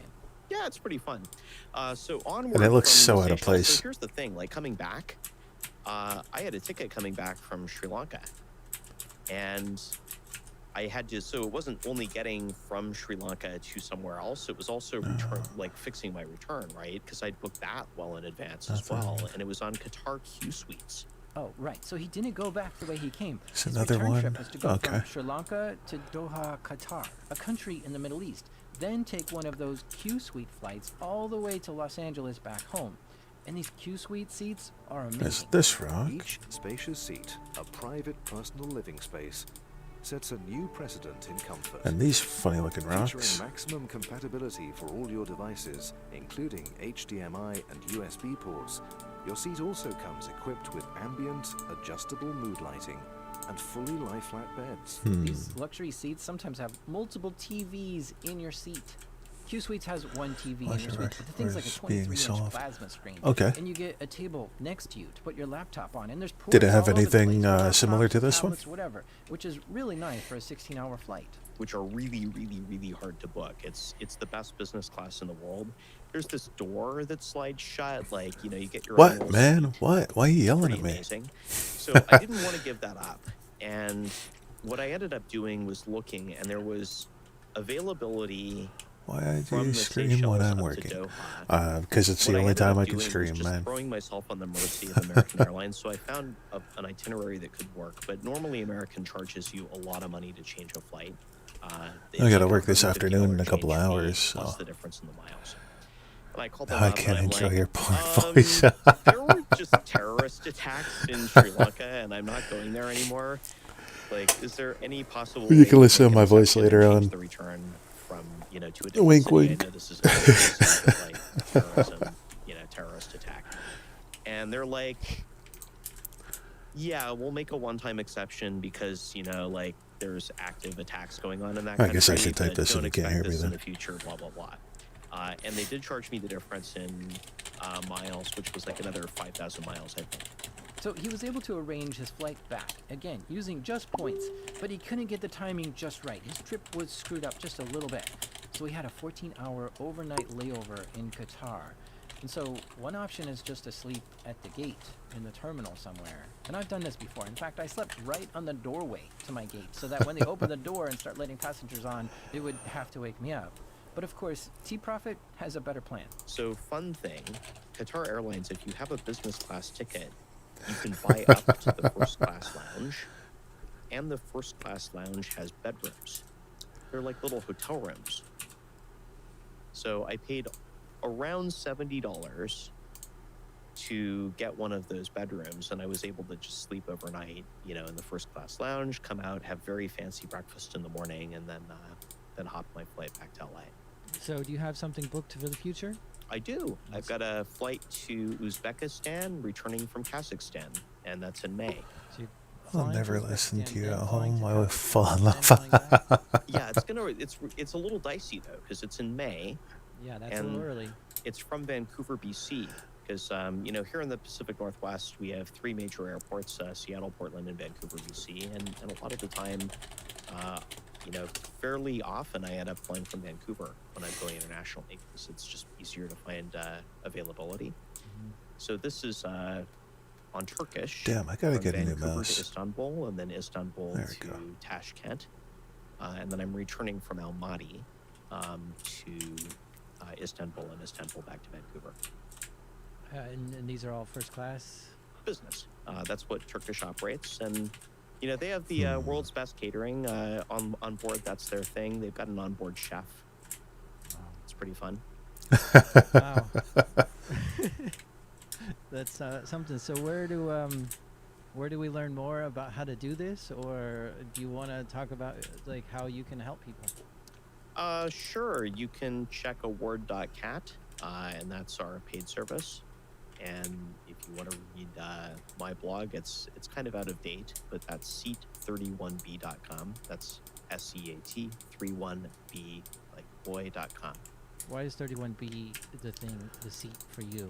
God damn, So this for game me, is so not keep easy to in play mind, like, using a mouse I like this or fancy stuff sitting up joystick. in front, but for me, remember, I my gotta goal stop is to using join the that. Traveler Century Club. I want to visit 100 countries or territories, and that's kind of the track that I'm on right now, which means that if I'm going somewhere like Palau, and the only seat is the where one all the way in the is the back next to other the toilets rock? that doesn't require I me always to thought pay, this I'm side happy of to the have that island seat as long was as it's free. strange, Now, like these are there all was something legal going ways to on. get free flights. Not only does T-Profit follow the Come on, letter of hurry the up. law, but also follows the spirit of the rules.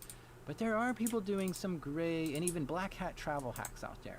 For instance, there's this one crazy dude who prints up fake business cards just to get better deals. Yeah, on you get to visas. work, man. Business cards are not a hoax, okay? Gotta go make It's that a money. matter of excellence. You know, if it's $1,000 a night, but Raytheon gets it for $195, I think you're a schmuck if you don't become a Raytheon employee through Vistaprint for $4.95. Yeah, so he uses a fake business card to sort of prove he works at some place to get a corporate discount. Another thing this guy likes to do is book a refundable ticket, which comes with free access to the airport's first class lounge, and then he'll go to the lounge all day and do work, and then he'll cancel his flight and get his money back, which essentially gave him free lounge access. What he's doing is wrong, and he knows it. And you know what? If airlines figure out that you're trying to cheat the system, they'll come at you and cancel your flight. There's a thing called a contract of carriage, which many airlines adopt as their rules. And if you break the rules by misrepresenting yourself or just being too much of a pain in the butt, they'll straight up cancel your return trip home and leave you stranded.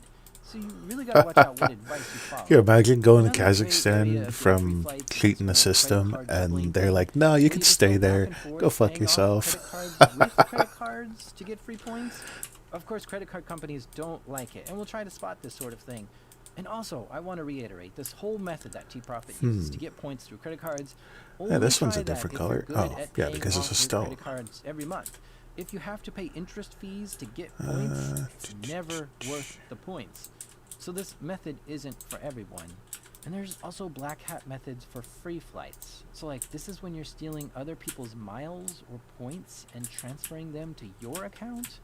Because if you could somehow that's- put 100,000 sounds like a bad points idea. into your account, you could fly wherever you wanted for free. Okay, why are these You could do red? this by hacking into someone else's credit card rewards portal and transferring the points to you, or hack into the airlines themselves and just put points into your account.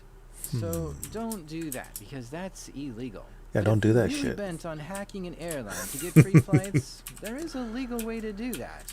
United Airlines has a bug bounty program where they pay rewards for anyone who can find vulnerabilities in their systems.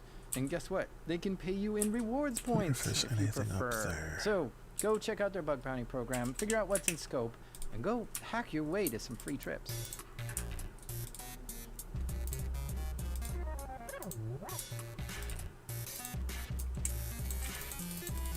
A big thank you to Alex Hope, aka Mango PDF, for your story. You can find more about Alex at their blog, which Mango is PDF. It's a funny name. mango.pdf.zone.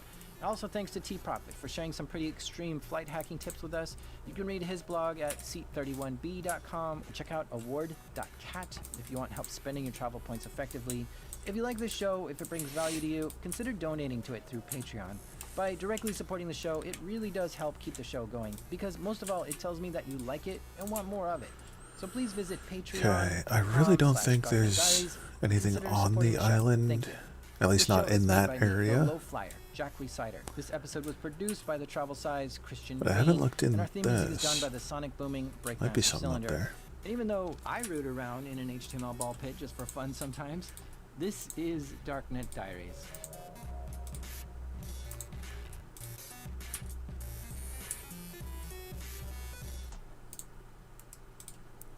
How did I miss I on have that? this I thought theory that was. that if you ever go to Western Union or use a Western Union, you probably have an interesting story as to why. Here's my Western Union story. This one time I had a job, and while working there, I got to be friends with a coworker. His name was Billy Ray. Billy Ray was a wild, crazy older guy who had so many stories that I didn't even know if they were true or made up or what. I would sometimes hang out with Billy Ray after work. He had an unusual way of looking at the world. He was pretty suspicious and didn't trust anyone. Come on, stop He had healing. a lot of street smarts too. Oh, cool. And he always made sure to keep an eye on me to help me stay Where out of do trouble I too. keep the One day rings? after work, which was payday, Billy Ray asked if I could drive him home. I said sure. We hop in my car. He says, "Hey, on the way home, can we stop by Western Union?" I said, "Billy Ray, there's nothing good for you at Western Union. Trust me, don't want to go there." He said, "No, I have to send money back Is there home some way my to mom get in up there? Milwaukee." I said, "Fine," so we drive to Western Union. I park on the street right in front. I tell him, "Listen, I'm going to wait here in the car until you get out." He gets out and goes All in. 2 levels Now, my up. car was a little weird. The back license plate was my legal, normal license plate. But the state I lived in didn't require a front license plate. So Nothing I'm like, here. well, you know what? I'm going to put a novelty plate on the front if it's not required. So I put on this license plate that said Area 51, and it looked like it was from the state of Nevada. Well, while I was parked there, a cop drove by, saw my Area 51 plate, and left. And then as he went by, he looked back and saw a different plate on the back.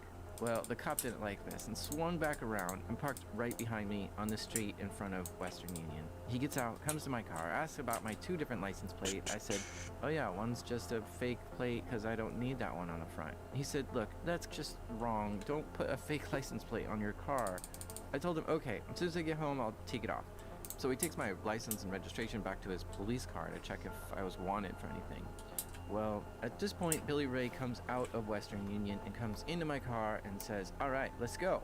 I said, "Well, I gotta wait a minute." He asks why. I said, "Well, there's a cop behind us." Wonder if there's He's something like, on this "Did you do side. something wrong?" He looks back and sees the cop coming to the car. Billy Ray starts flipping out. He starts shouting nonsense like, Hey, "I knew there you is were a another criminal. I rock knew right from here. the first minute when I saw you. What are you, an axe murderer? What did you do?"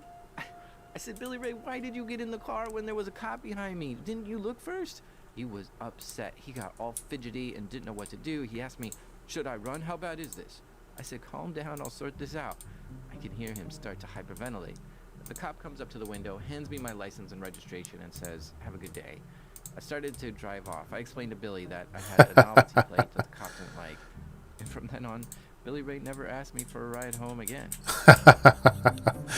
It's a funny story. I like that. These are true stories from the dark side of the internet. I'm Jack Reciter. Wonder if there's any This other is rocks, Dr. anything that Diaries. looks different. Nothing below. I don't know why I healed. Sliver of health missing. You ache. Support for this episode comes from Cyber Reason. To win, cyber attackers only need to be successful once. But if you're a defender, wait, did I you look must up be there? successful in ending these Color attacks is it? all the time. Because Brown one and missed 4 detection can have squares. serious consequences. Cyber Reason This reverses is the attacker's different. advantage and puts the power back in the defender's hands. Their future-ready attack I'm platform gonna gives go check that defenders out. the wisdom to uncover, understand, and piece together multiple threats, and the precision focus to end cyber attacks instantly on computers, mobile devices, servers, and in the cloud. They do all this Okay, through there's a another variety of one. tools they've developed, such as antivirus software, endpoint monitoring, and mobile threat detection tools. They can give you the power to do it yourself, or they can do all the monitoring and respond to threats in your environment for you. Or you can call them after an incident and get help cleaning it up. If you want to monitor your network for threats, check out what Cyber Reason can do for you. Cyber Reason. End cyber attacks. From endpoints to everywhere. Learn more at cyberreason.com/darknet. That's cyberreason.com/darknet. Get back here, you. Okay, so we got one there. One Real quick warning before we there, get started, right? this Oh, episode there. has some strong language not and quite- may not be appropriate for all listeners. If not you're quite sensitive lined to up. explicit language, you may want to skip this one. That's strange that they have two. So it's fairly common that when I post an episode, Then there these seems to always three. be someone who messages me afterwards saying, "Hey, I'm familiar with that story." They say something like, "Oh, I used to The other work one there," or is "I knew that there. guy." It's wild, but I love hearing any extra bits of detail that I might have missed. And that's how I met this guy, our guest today. After publishing episode 32 titled The Carter, I got a message from a guy named Cameron. And Cam told me I actually got some of the details wrong in that story. And I said, "How do you know?" And he said, "Because he was part of that operation." This led us to some phone calls to discuss more. It's kind of a weird situation, you know, where I'm at and everything. And the more I talked with Cam, the more I learned how crazy his story was. But I'm kind of weird about it anyway, just talking in general, with certain, you know, with a bunch of people around, and then on top of that, like I was saying with the cameras and everything, it just kind of sketches me out a little bit. I Yeah. can't really feel So, as comfortable. What, but- you're in the yard of a halfway house? Is that what it is? Yeah, I'm actually at a halfway house. I did about right at about 8 years in prison. Oh, well, I guess you know the ending now. 8 years in prison, currently in a halfway house. Which is where we talked over the phone. Now we have this train about to terrorize us. I hear it. You heard it? Yeah. It's going closer. Yeah, you hear it, huh? You hear that thing all night long? Yes. God. They choose like the worst fucking property that they can buy. I guess, you know, it's like the cheapest. Okay, It's that's why always it's like all that. the jails, and it seems like almost every jail, every fine establishment like this place is usually next to a train track. I just wanted to mention this train part because if you're driving and you hear like a train is go by, it strange. might be from this podcast. So after having chats with him and going back and forth with phone calls, I looked through his indictment and tried to piece together exactly what he did and who he was. And I'll be honest, Cam wasn't who I was expecting. Yeah, it's interesting hearing from you because I wasn't sure if you were gonna have a Russian accent or where are you from. So I grew up in Augusta, Georgia. Let's start at the beginning, or at least back to high school. His first experience with this side of the internet came when Cam was a teenager. Cam was selling stuff on eBay to make a little money, and his eBay account got hacked. Someone sent him a phishing email, and he fell for it. He entered his password on the hacker's website, and not on eBay's. The hackers then used his password and logged into his eBay account and quickly changed his password and email so he couldn't get in. He saw that someone listed some fake laptops for sale on his account. Then I couldn't actually understand at the time, for the life of me, why anyone would do that. In high school, Cam was into computers and would download some pirated movies too. I don't think One I'm day gonna he find realized he could put anything his here. computer skills to use at school. Cam was falling behind at school and wanted to change his grades. He couldn't actually figure out how to hack into his grades, but he did hack into the school's website and messed around a lot. He made a mistake by telling some people about this prank, and that got him suspended. I learned a quick So lesson it's under here. to watch who you talk to, kind of. That wasn't the last time Cam hacked his school, though. Cam took a CAD class in high school, and he spent the whole class messing around with his friend. Since he wasn't doing his assignments, he came up with an idea: steal someone else's work. He used Sub7, which is a Trojan, to attack the guy's computer in front of him.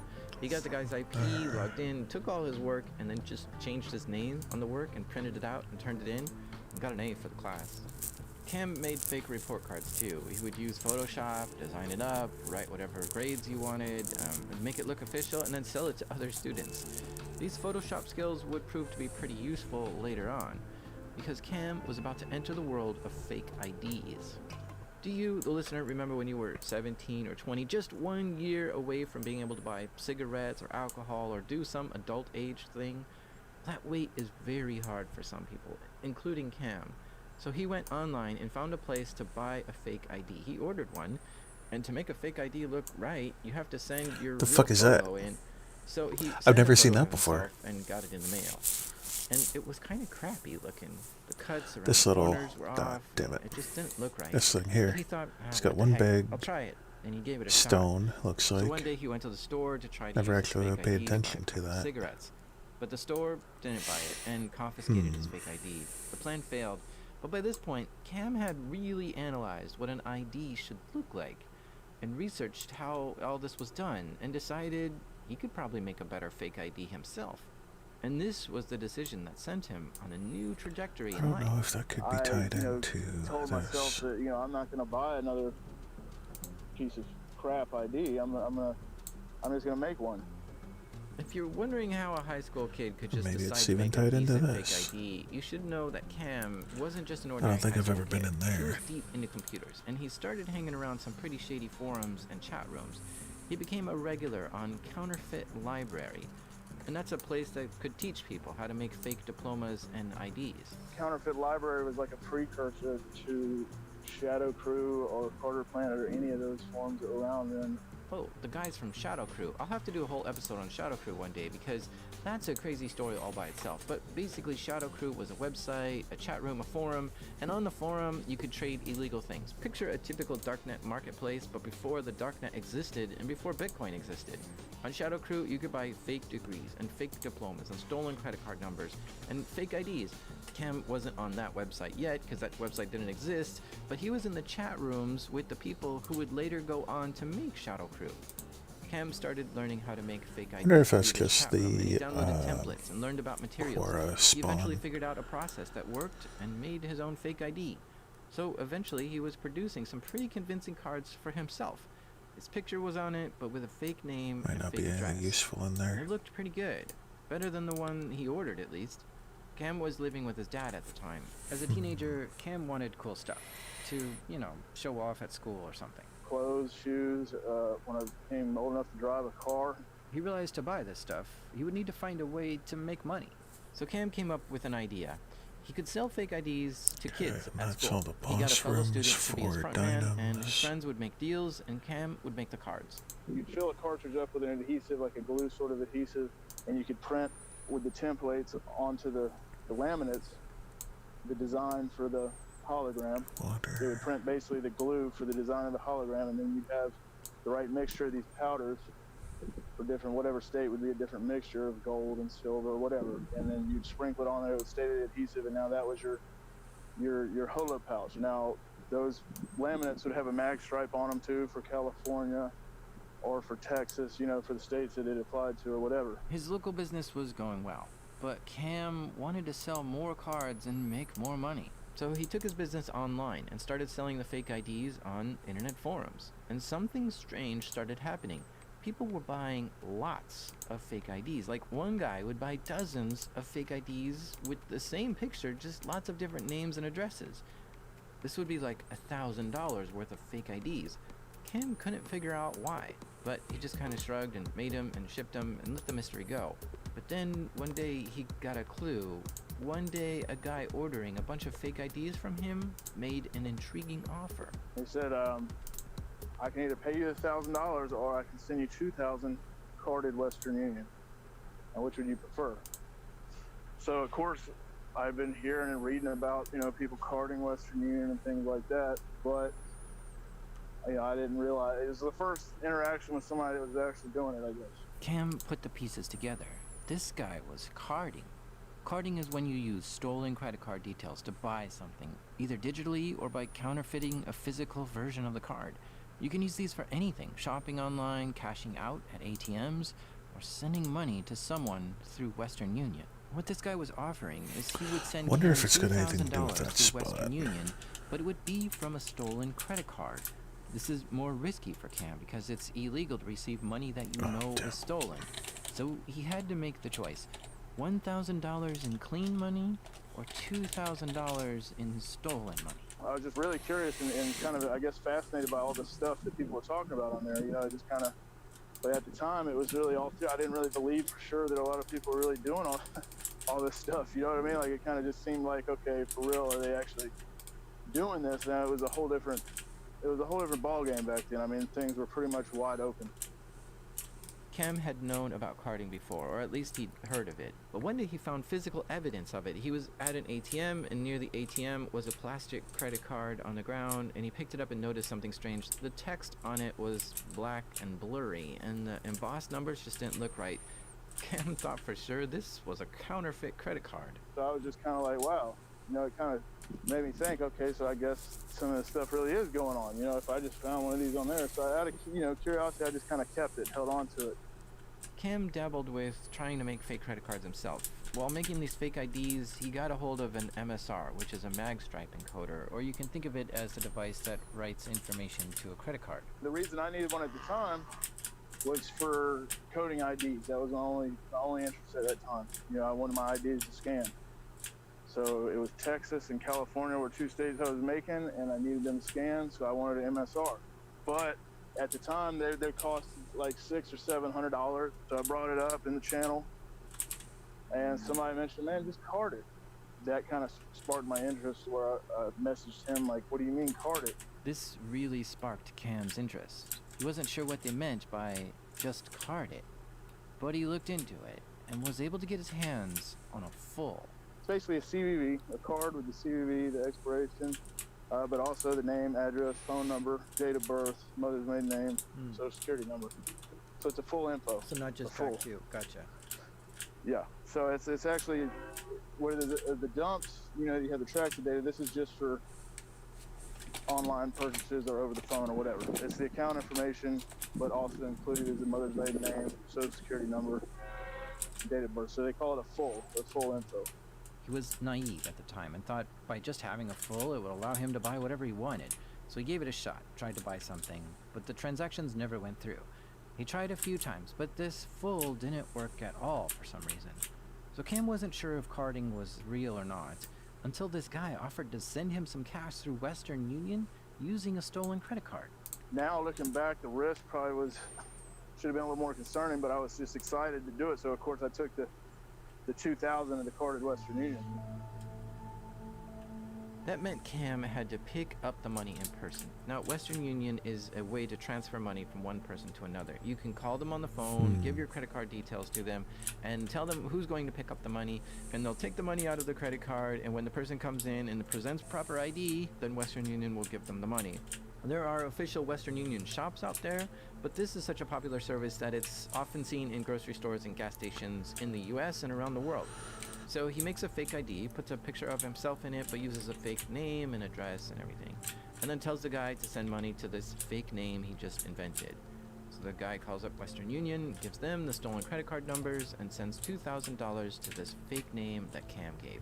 And Western Union took the money out of the credit cards and held it for Cam to come Damn, get. I can't go in there Cam any gets word further. The money is there, but he didn't have a car. So his friend's girlfriend drove him to Western There Union. goes that idea. Goes in, fills out Fuck. the form, gives that ID to the lady at the counter, and the lady picks up the I was ID, thinking that did looks at might have it, done something, because it's Cam.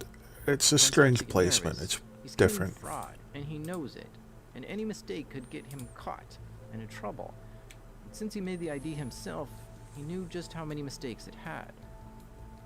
But she doesn't notice any problems. She counts out the money, hands him the cash, and he walks out of the store $2,000 richer. It was kind of I guess a rush or whatever you want to call it. It's kind of an odd feeling. You know, it was like, it's kind of a thrill. The guy Cam was working Not with really any online other was impressed spots at how that well the stand transaction out. had gone. He wanted to keep buying fake What are IDs these from Cam, brown but he had another squares? proposal. He's like, hey, you know, I want to keep buying it from you, but also he's like, hey, matter of There's fact, one up here. do you just want to start picking up transfers for me? Because you're like the perfect drop guy. You make the IDs yourself. Cam was the perfect guy to do this. A rebellious teenager, good at computers, good at making counterfeit IDs, and who's interested in the whole carding scene. He could quickly whip up a new Probably just ID a whenever he version. needed to go drive and pick up some cash. And then his job was to act like someone else for 5 minutes, hand them the fake ID, and wait for them to give him cash. So he agreed to this plan, and all of a sudden, something clicked in Cam's head. And now he understood why people needed multiple IDs with the same picture. They weren't 16-year-olds buying fake IDs to drink and smoke. They were using IDs to card. Cam was no longer peering into the dark world of carding. He realized he was already living in it. So I took the offer. I said, yeah, actually, no problem. So they start working together. Cam would make a few fake IDs for himself and tell the guy what info was on the ID, and the guy would call Western Union, give them stolen credit card details, and tell Cam it's ready. Cam would then go down to any Western Union and pick up the cash. The plan was actually working pretty well. Cam started making some real money from this. Every day he worked with the guy, he made about $5,000, and that's a lot for anyone. I don't think anything would be in especially a high the schooler. Dragon I was making Spawn. obviously more money I've At least ever made in not my life, 'cause I was only in high school at nothing the time, related to what I'm making looking $1,000 for. a day. Now, I will say that he was a little older than me, so he was more disciplined, and so he actually understood that it was something that probably wasn't going to last forever. Then Cam and the guy had a falling out. Their agreement just fizzled out somehow, and all of a sudden, Cam was back to where he started. But now he had a taste of the dark life. Cam liked the money that was coming in, and he was still selling fake IDs, but those $5,000 days were gone. Cam didn't like being cut off from this, so he decided to take what he learned and go into business of his own. The only problem was, Cam didn't have the skills to card yet. He understood the idea and the concepts of it, but wasn't sure about the means and methods to actually do it. He could make fake IDs and pick up the money, but his partner had always acquired the stolen cards and made the money transfers. He needed to get some stolen cards. He needed more credit card information. He needed help. So he turned to the place that always helped him before, the forums and the chat rooms of Counterfeit Library, which was now just about forming into Shadow Crew. And he had the skills and ability to withdraw money from a stolen credit card, but he didn't have the stolen credit cards. He turned to the forum to figure that out, and there's an option of buying them or becoming a cashier. But the problem is, people in these forums were not always very trusting. They were hesitant to work with Cam. And actually, I kind of faked it. I faked it till I made it. I just kind of said that I know how to do this. And I had a general idea. Actually, this cave is of right what the guy was underneath doing it. that I was working I wonder with. if there's So, of something course, in I there. hadn't done it. I didn't have any experience. So I know just from reading guides and tutorials and stuff on Shadow Crew and whatnot that I know kind of what he's doing, but I haven't done it. So I just kind of bullshit my way through it until I started advertising in the channel that I know how to do it. Cam found a couple of guys from Kosovo, a country in Southeast Europe. These guys were looking for someone like him. They had acquired a lot of stolen credit cards. Who knows where they got them, but they were looking for anyone online who was willing to be a cashier. Someone to take these stolen credit cards and figure out a way to pull money out of them and then keep half of that and send the other half back to the guys in Kosovo. So somebody hits me up, like, hey, look, we want to try you out. The Kosovo guys give him a test. Damn. They send him the full details Nothing. of 5 stolen credit cards. The plan was that Cam would cash out on these cards and send half the money back to the guys in Kosovo. Cam did some research on the best way to try to charge these cards and gave it a shot. His plan was to call Western Union and give them the credit card details over the phone and try to send money to one of his fake identities. He tried to get cash from the first card, but that card was declined. Shoot, he hung up the phone, waited a while, and called back and tried another card, but that card was declined too. The third card was declined, and the fourth card declined too. Shoot, this wasn't working. He was worried that if all 5 of the cards were no good, then it might make him look bad. Because what do you tell the Kosovo guys? That all the cards were bad?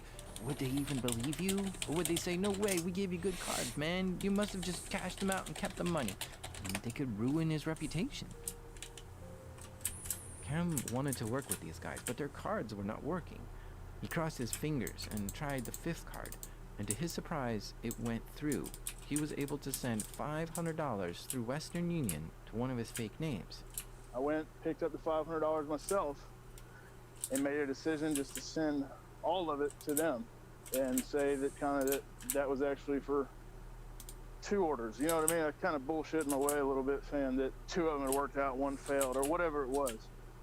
I didn't know that somebody actually being straight up and legit with them, period, was a huge valuable.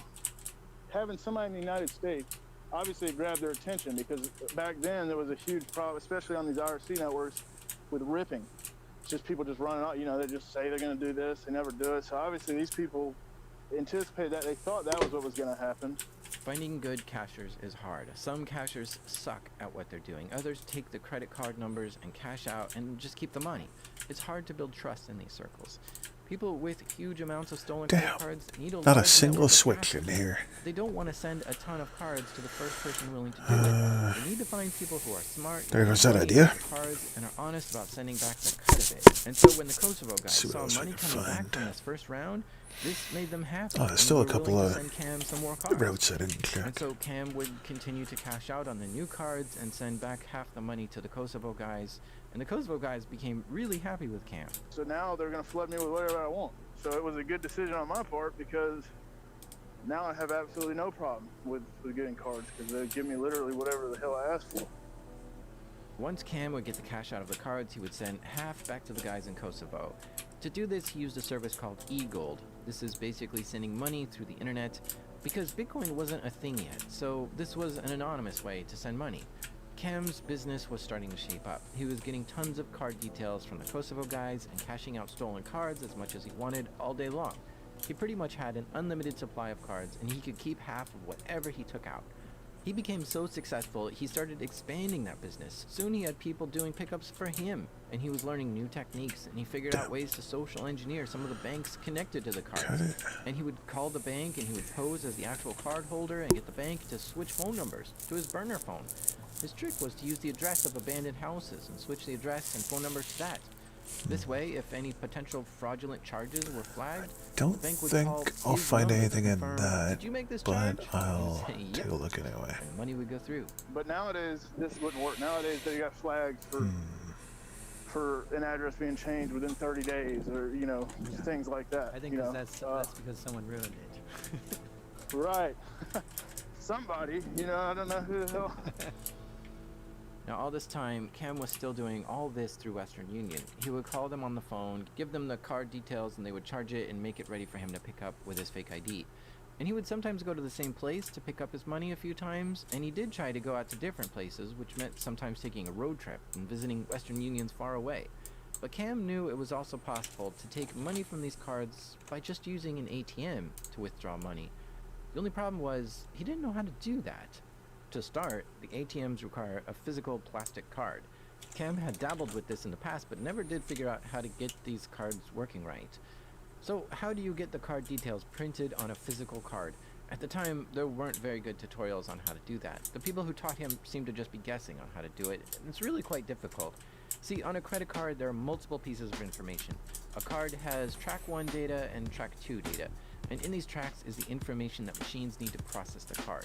Then on top of that, there's CVV1 and CVV2 data on a credit card. Now, one of these is only in the magstripe data, and so the only way to get it is to actually scan the card and see what's there. So unless you have that, this gets really hard, but not impossible. This track data is obfuscated and confusing to figure out. It's encoded in a weird way, and it has lots of extra bits and characters which mean different things. So even though he had the credit card data, he needed to figure out how to encode it properly to be functioning track 1 and track 2 data when it gets swiped. I mean, just to give you an idea how weird this is, track 2 data uses a 5-bit scheme. 4 data bits plus 1 parity bit. Now with 4 data bits, you have 16 possible characters, right? But it's not hexadecimal. 0 through 9 are valid characters, but then it uses colon, semicolon, greater than, less than, equal, question mark, and dot. So yeah, figuring out how to get these characters written into the card properly is tricky, but Cam wanted to figure it out, so he started getting supplies. Getting the blank credit cards and the card reader is easy. Anyone can buy this stuff on eBay, and even Amazon sells it today.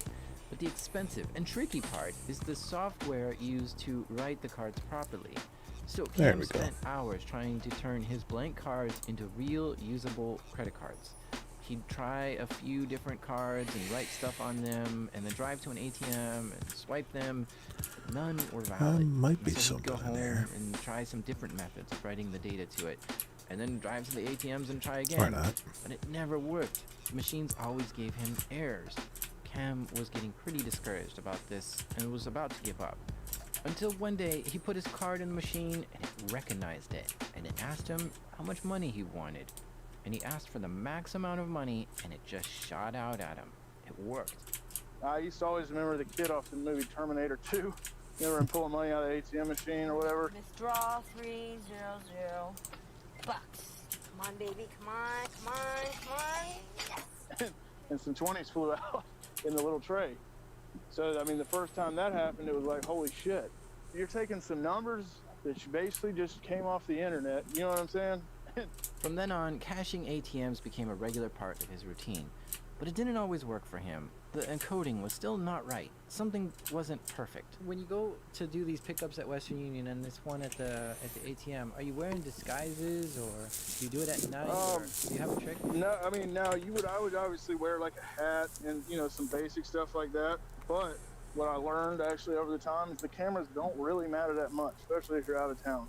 Now, the reason I say that is because surprisingly, a lot of the times, I guess it's never reported. It's like how I was saying, I'd go back to the same Western Union a lot, and the guy still to the day, at least right before I got locked up, would still say, hey to me, how you doing? You know, how's business going? Stuff like that. And I mean, over years, I picked up and also sent, God knows how many, like I used to send a lot of money too, you know, Adam, but also pick up a lot of money. So I don't know how many times I picked up, and then with different names, all sorts of different names and IDs and shit. I mean, he still recognized me and would still say, hey, how you doing? You know, I mean, it was. But if you go to the same Western Union shop every day and pick up $1,000, do they get suspicious? No. Yeah, right. Now, no, obviously you can't do that, but I will say this. I went to tons of them over and over again, and I would, for whatever reason, never hear anything about it. There was one in particular, and I always thought it was funny because I've been in there with so many different IDs, so many different names. I had some bullshit story, you know, of what I would throw it in there while I'm doing it, you know, to kind of make it a little easier, like, you know, to kind of smooth it over a little bit so it didn't seem suspicious as to why I'm getting all this money. A lot of it was like stories about outsourcing web development to Kosovo, just bullshit. Cam keeps getting cards from the guys in Kosovo. I have no but idea at where this this point, stuff could be. he's experimenting with buying his own dumps. But then he got his hands on one thing that would open up all kinds of new opportunities.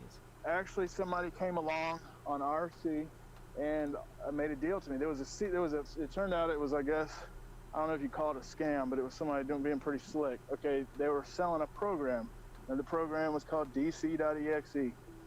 Now, DC.exe was just a real simple little script that, looking back at it, I mean, it was compiled. It wasn't a script, but I mean, all it did was had a couple simple functions apparently to read an input file, you know, and spit out an output file. This was the magic software used to format the data so the MSR could write the track data to the card properly. Cam found out later it wasn't so magical, but at that time, this was the missing element to his operation. This would allow him to write stolen credit card data onto blank credit cards more effectively. All it did was just do a couple little operations to the track, you know, added the tracks, it automated the process basically. But at the time, everybody thought it came with a bin list of all the known bins to work with that program. You know what I mean? So you could put in the in file, you put a list of fish cards with the expirations, and you run it on the out file would be the generated track data, right? Now, this dude offered to sell this to me for $1,500. Tough call, huh? A shady guy on an internet forum is offering to sell Cam a program called DCR.exe for $1,500? I don't think I would buy that. But Cam, well, I guess he thought in for a penny, in for a pound, so he bought it. And the software worked. It encoded the track data onto the cards perfectly. Now he's unlocked the next level. He doesn't have to go to Western Union every time he wants to take money out of these cards. Now he could just print some new cards out and go to any ATM and get some money out that way. And there's so many more ATMs than there are Western Unions in the world. Not to mention you don't have to interact with anyone at an ATM. It's just a machine. And so there's no one that can detect you or spot your fake ID or anything. His possibilities just exploded. And Cam I wonder knows that if explosion. He these printed up fresh switches stolen have a cards and would certain drive around to color in different the map. ATMs just taking I know money there's out the one wherever that's he wanted. down It was here. kind of magical. You weren't growing more nervous. You were actually getting more No. confident and brave. Same colors. Right. Ground. That's kind of what happened. Damn. I guess just because you get a little more. Like I That would said, make it man, too it's easy. nothing I really am proud of doing. It's not something like I Okay, brag so we about, know- but We it's don't just even kinda know if how that it Democrat plays guy out. had anything And to also, do there's with kind of an element to it this where part on the that I'm looking forums, into. Your reputation on the forums and online and stuff, to where you've got this brand name. You get to where you keep pushing it more and more, because you want your reputation better, or you know what I mean, or you don't want to let somebody down that you're dealing with, or whatever. Shit got deeper and deeper, and drugs didn't really help. He was now deep into No, the I'm crime stumped scene, on buying this one. thousands of card details at a time, printing them No, out on I haven't cards found and anything cashing them yet. out at ATMs. He had some people I he looked knew help him in do some of the cash outs too. the entire He started giant buying his own card dumps spiders, online, all so the he wouldn't have to caves send in half that back to the area. guys in Kosovo. And actually, he just stopped dealing with the guys in Kosovo altogether. He was getting involved with so many different things and trying to learn how to make more money and be more efficient all at the same time. I'm This was lost on turning that out to one. be really profitable little I'm operation. gonna see if I can figure out that Cam speed bought a new potion thing. Jeep Cherokee. But one night he partied too hard, got really Just wasted, gotta and tried to find what drive a home. He fast ran off the road and creature wrecked it. is. He hardly remembers anything from that night. But soon after And that, it's he a bought a BMW, tail, right? and later on he bought a Mercedes. This He was one? riding high, standing No. tall. At this point in the operation, this one. Cam's system was pretty dialed in. He would buy card details in bulk online and use different methods to cash them out. He was pretty self-sufficient. Tail, But okay. not all dumps are the same. Good ones are harder to find. So he decided to start stealing credit cards himself. He found someone who would teach him how to fish. Wonder if the And terror fish as in birds drop anything like a PHISH. tail. The guy was teaching him to send phishing emails and getting people to click links that they shouldn't be clicking. And he gave Cam a list of people involved in spamming and phishing. It was like an instant messenger buddy list or something. I mean, with a gold mine of contacts now. If you were Terror fishing, birds are only this dropping is the ultimate golden contact list meat, because so it's basically not those. it's got all the people Might on be all one the of lists of email those. addresses, you know, targeted Let's grab email a lists, hellspawn tail. proxies for Okay. spamming tools, spamming software. You know, I mean, everybody that's Wonder if really I can even serious just with search spamming, for this is a tail. good contact list for it, right? Cam's nothing phishing comes up for scam was tail. to tell people they needed to update their Panther account has a details tail on and PayPal. is very The link would fast. take them to Yeah, Cam's website, which but looked exactly like PayPal. good luck starting with getting, the login screen, and then it would ask users to update everything in their account details: first name, even the last name, spawn. address, phone number, credit card number, expiration date. In fact, Panther it even loot. asked for a date of birth or Loot social security number is sometimes piece of too. cloth, life Then when they'd ring. hit enter, this little No, PHP no script would tail. save all those details and send it to Cam, but then redirect the user to the real PayPal website. So Cam was working with spammers and phishers to send out tons of emails telling people they need to come check their account or their auction is ending. Oh soon. shit, it's Anything already to get them to 11:30. log in. And a certain Alright, I percentage gotta of take people off. I'm would done open for the email and today. click on the link and go to Cam's fake Gotta site, get ready for enter work. their username and password. So With that, thanks for Cam tuning would in. have them If log in to anybody gets some PayPal information that Now, to might run a lead scam to like this, you need a hopefully web server to host figuring your out one fake of website. these And mystery Cam had a quests, clever trick let me for know. getting Send me a website message. that I wasn't appreciate it. linked to his name. And We just take find it easy. some I'll see you around. popular public exploit at the time for Apache or whatever it was, and scan